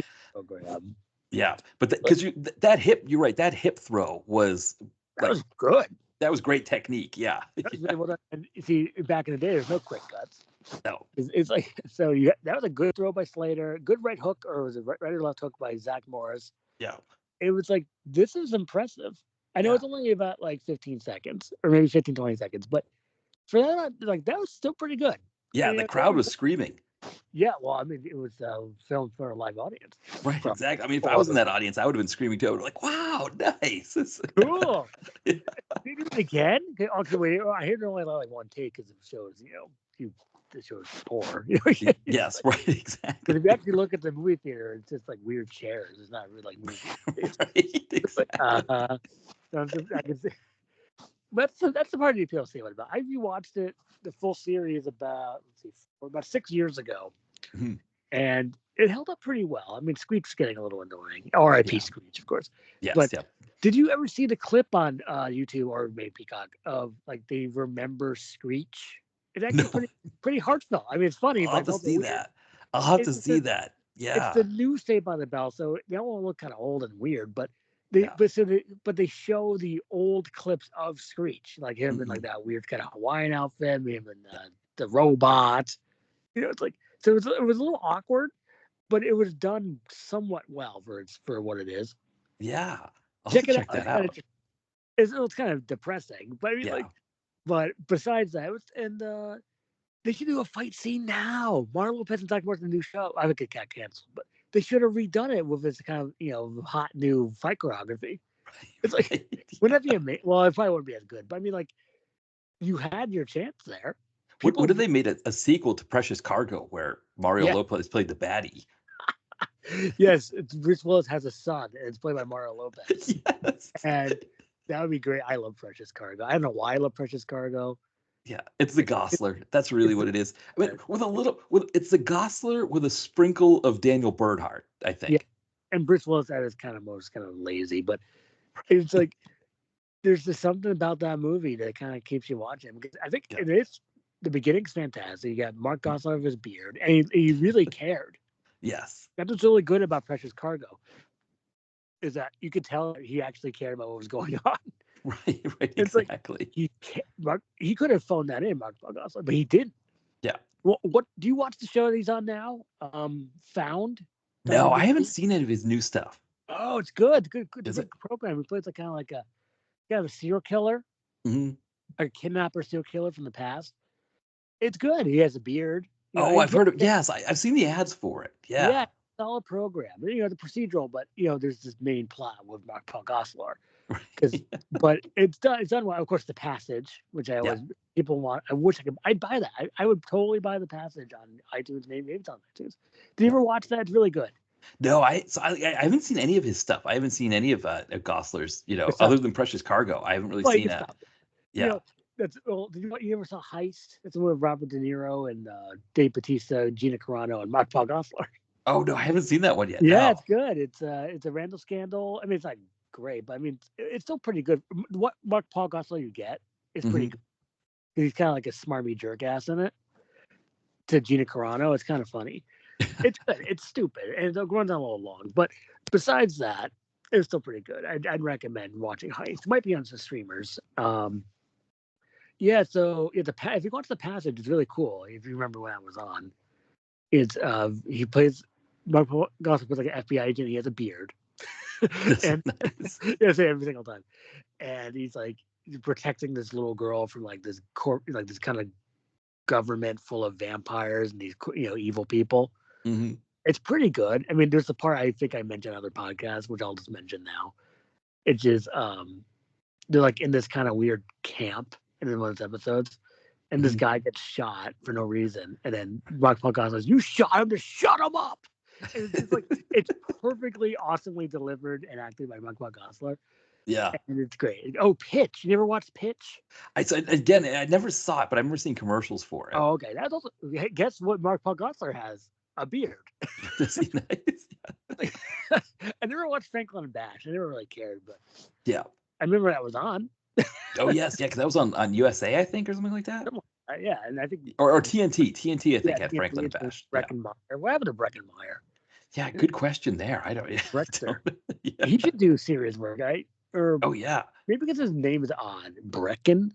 But let's Yeah. not forget that he was in the movie Blast with Eddie Griffin. Did you watch that movie? Yeah. I remember Blast. I remember Go. You did Go. Oh yeah. Yeah. Is that worth watching again? Go? I don't I haven't know. seen it in forever, but Oh, I think it's okay. I think it'll do all right for you. okay, because I haven't seen it since back in the late '90s, 2000s, and it's like, right, Timothy Oliphant, he's evil, Yes. and Right. also Jay Moore. I Exactly. think I watched it for Jay Moore because I was watching Action, the Yeah. show. I'm like, oh yeah, I know Jay Moore. I watch Action. I'm fun. Action's a great program, by the way. If you haven't seen Yeah. it.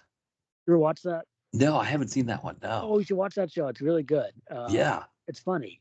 It's pretty relevant for today. It's over 20 years old. Yeah. Too much TV. I'll have to check. But we saw Jay Moore. Was that this year? How old Yes, it was. I think it was last year. We last were year? doing Okay. Luke Goss, right? It was a Luke Goss movie. Right. And what was that guy's name? It was like Arthur Neville or Yeah. That's someone from like Fox News or Artful Neville. That's a deep pull. But it was some guy's like an Indian type name, or Oh, right, Dylan J. that was it. Thank you. Yeah, Dylan J. Yes, yeah, it was a Sesma. I can't remember the movie we paired that one with. I'll have to look on the letterbox and I see. forget, but Yeah. all points. Oh, maybe it was Operation Black Ops. I'm trying to remember. Well, do you put the pairs on the letterbox account? Yes. Yeah. Exactly. Yeah. Oh, great idea. Yeah. Yeah. Yeah. So you have to look at that and see because I don't remember which one it was either. That was Yeah. this year. I know. We watched those Madsen this year. I'm trying to remember. Yeah.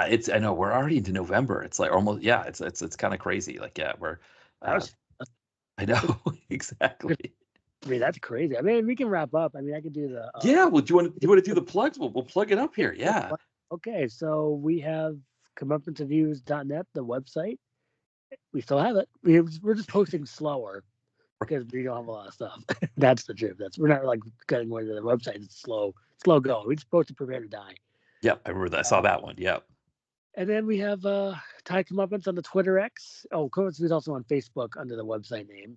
And then Ty Action Rocks is my Instagram account. And I posted Cold Blooded. I'm actually posting more stuff because I'm watching more of these dang tapes. Oh, so more tapes are coming back on your Instagram. Back. Yeah, absolutely. Yeah, I just posted the Manhunt also movie with Ernest Borgnine. Mm-hmm. Do you see that? Ernest Super. I saw that today. Yes. Yeah, that was nice. Yeah. Yeah, the movie has a great tagline like blood, leather, two-fisted justice. Right. It's like, okay, so the movie is a big disappointment. You're not getting. Well, it's directed by Larry Ludman or Fabrizio, right? And it's not good. Right, Larry Ludman. Larry Ludman, great name. That was my name, but it's taken. But yeah, and then Cold Blooded is it was a Canadian thriller I watched the other day. Michael Moriarty and Gloria Rubin. It's very Canadian. Yeah, like it was just okay. It's kind of slow. What am I posting? I'm going to post something soon. Oh, I'm posting that movie of Andy Griffith I told you about. Murder at Coweta County. Oh, nice. Griffith and Johnny Cash. Yeah. It's like I'm not sure where I found that. Maybe like Goodwill, I think. It's like, all right, I'll watch it. It was okay. It's a movie on screen. It's like a lesser Matlock episode, basically. It's like, what's this new Matlock? Has Kathy Bates? Yeah. There's only one Matlock. His name's Andrew Griffith, sir. Man. Right. Yeah. The idea of that is just so fascinating. It was funny. I think it was CBS. You know, when the vice presidential debate was happening, I guess because the moderators fact checked JD Vance, and I guess Megyn Kelly lost it, and she said something like "F you CBS" or something like that, and so Frank Conniff, TV's Frank from MST3K, he quote tweeted and said, "Yeah, somebody else is not happy about the whole new Matlock thing." Oh, that's a good line. Yeah. That's funny. Exactly. I mean, I'm not falling for that because I don't care. I already watched Blue Bloods, and thankfully that show is ending. Or I call it Peas, but it's like it's not a good show anymore. I think I said that in like 15 podcasts. That Blue Bloods is not a good show anymore. But it's back on, and it's just we're going through the motions. It's like all you have to do is make. Oh, it's too late now, but you can make the writing better. Right, exactly. Or not. But it's interesting to see what's going to happen with the whole linear TV thing, where because I heard that like CBS and the other channels are starting to kind of get back in these procedurals that are not like long. They aren't kind of the serialized versions of things that we get with that's kind of a non-episodic TV, and so it'll be interesting, I think, to see what's what CBS and like what this new Matlock, how this go. CBS seems to just be always remaking stuff. So I guess it was only a matter of time before they remade Matlock, right? Because they're just well, what's the Equalizer show, and it has Queen Latifah, which I hear does have a cool fight scene directed by Daniel Bernhardt. Oh, nice. And I saw that clip online. I don't think he directed the episode, but he directed the fight scene. He got like his fight team to do something. And that makes sense. I thought that looks pretty good for you. I mean, I haven't fallen for it yet. Yeah. But maybe in the new year. But I should let people go. Yeah, I guess we'll get out of here. It's just a quick thing as I was wrapping up here. I was just when you mentioned Fabrizio DeAngelis, I forgot about Karate Rock, which with Antonio Sabato. I saw that you reviewed that one. So for goodness sake, yeah, it wasn't very good. But Antonio Sabato Jr. Yeah, I think we talked about it on one of our latest podcasts we did. Yeah. trying to remember. All got mixed up, these Karate Warrior movies. I know exactly. So Very confusing.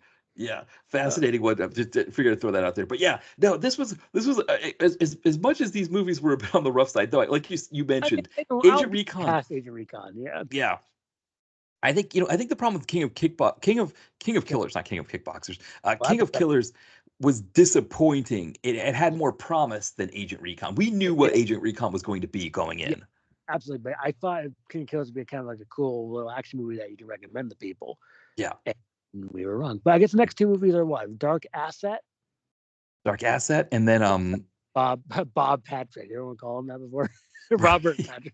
Everyone call him Bob. He's kind of like Bob De Niro, Bob Patrick. I never called him that before. I bet James Gandolfini was able to call him Bob when he was on Sopranos. But beyond that, I don't know if anybody else could get away with calling him Bob. Maybe what's his name? James Cameron, from Terminator 2. Like, he was so happy to be in Terminator 2. He's like, call me whatever you want. That's hilarious. And then Dark Asset, and then I think it was Byron Mann and Robert Patrick. And then the next one, maybe we're gonna find the gorilla again, I guess. Black Lotus. Yeah. Right? Yeah, we'll see if that one's available. Yeah, we'll see. We'll kind of see what's if that one's there. That might be a good one to check out. Yeah. I think one's on Paramount, one's on Prime or Tubi. I think Dark Asset's Prime and Tubi, and then Black Lotus Paramount Plus. Or you want to, maybe for December you want to watch the Kevin Spacey thing, go right ahead. But it's like no, I think you're right. Let's give Grillo another try here. Let's see. I'm happy to. Yeah, let's see what he does here. Yeah.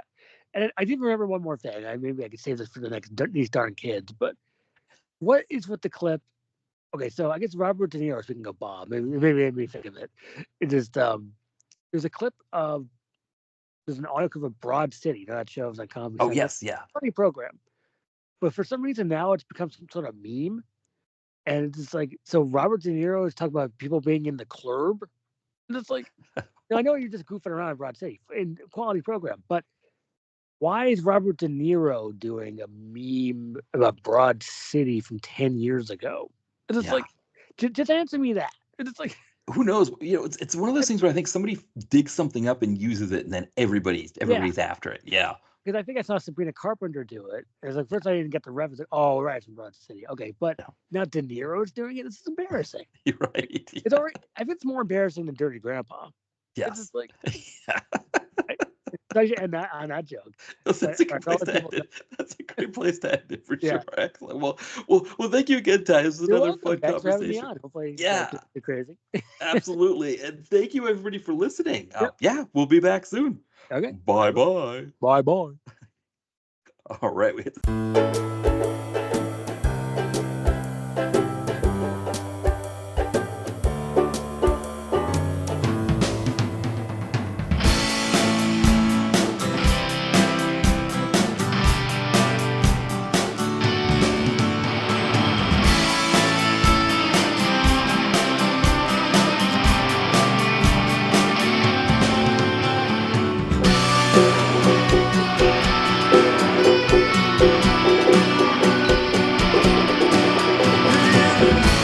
Direct to video,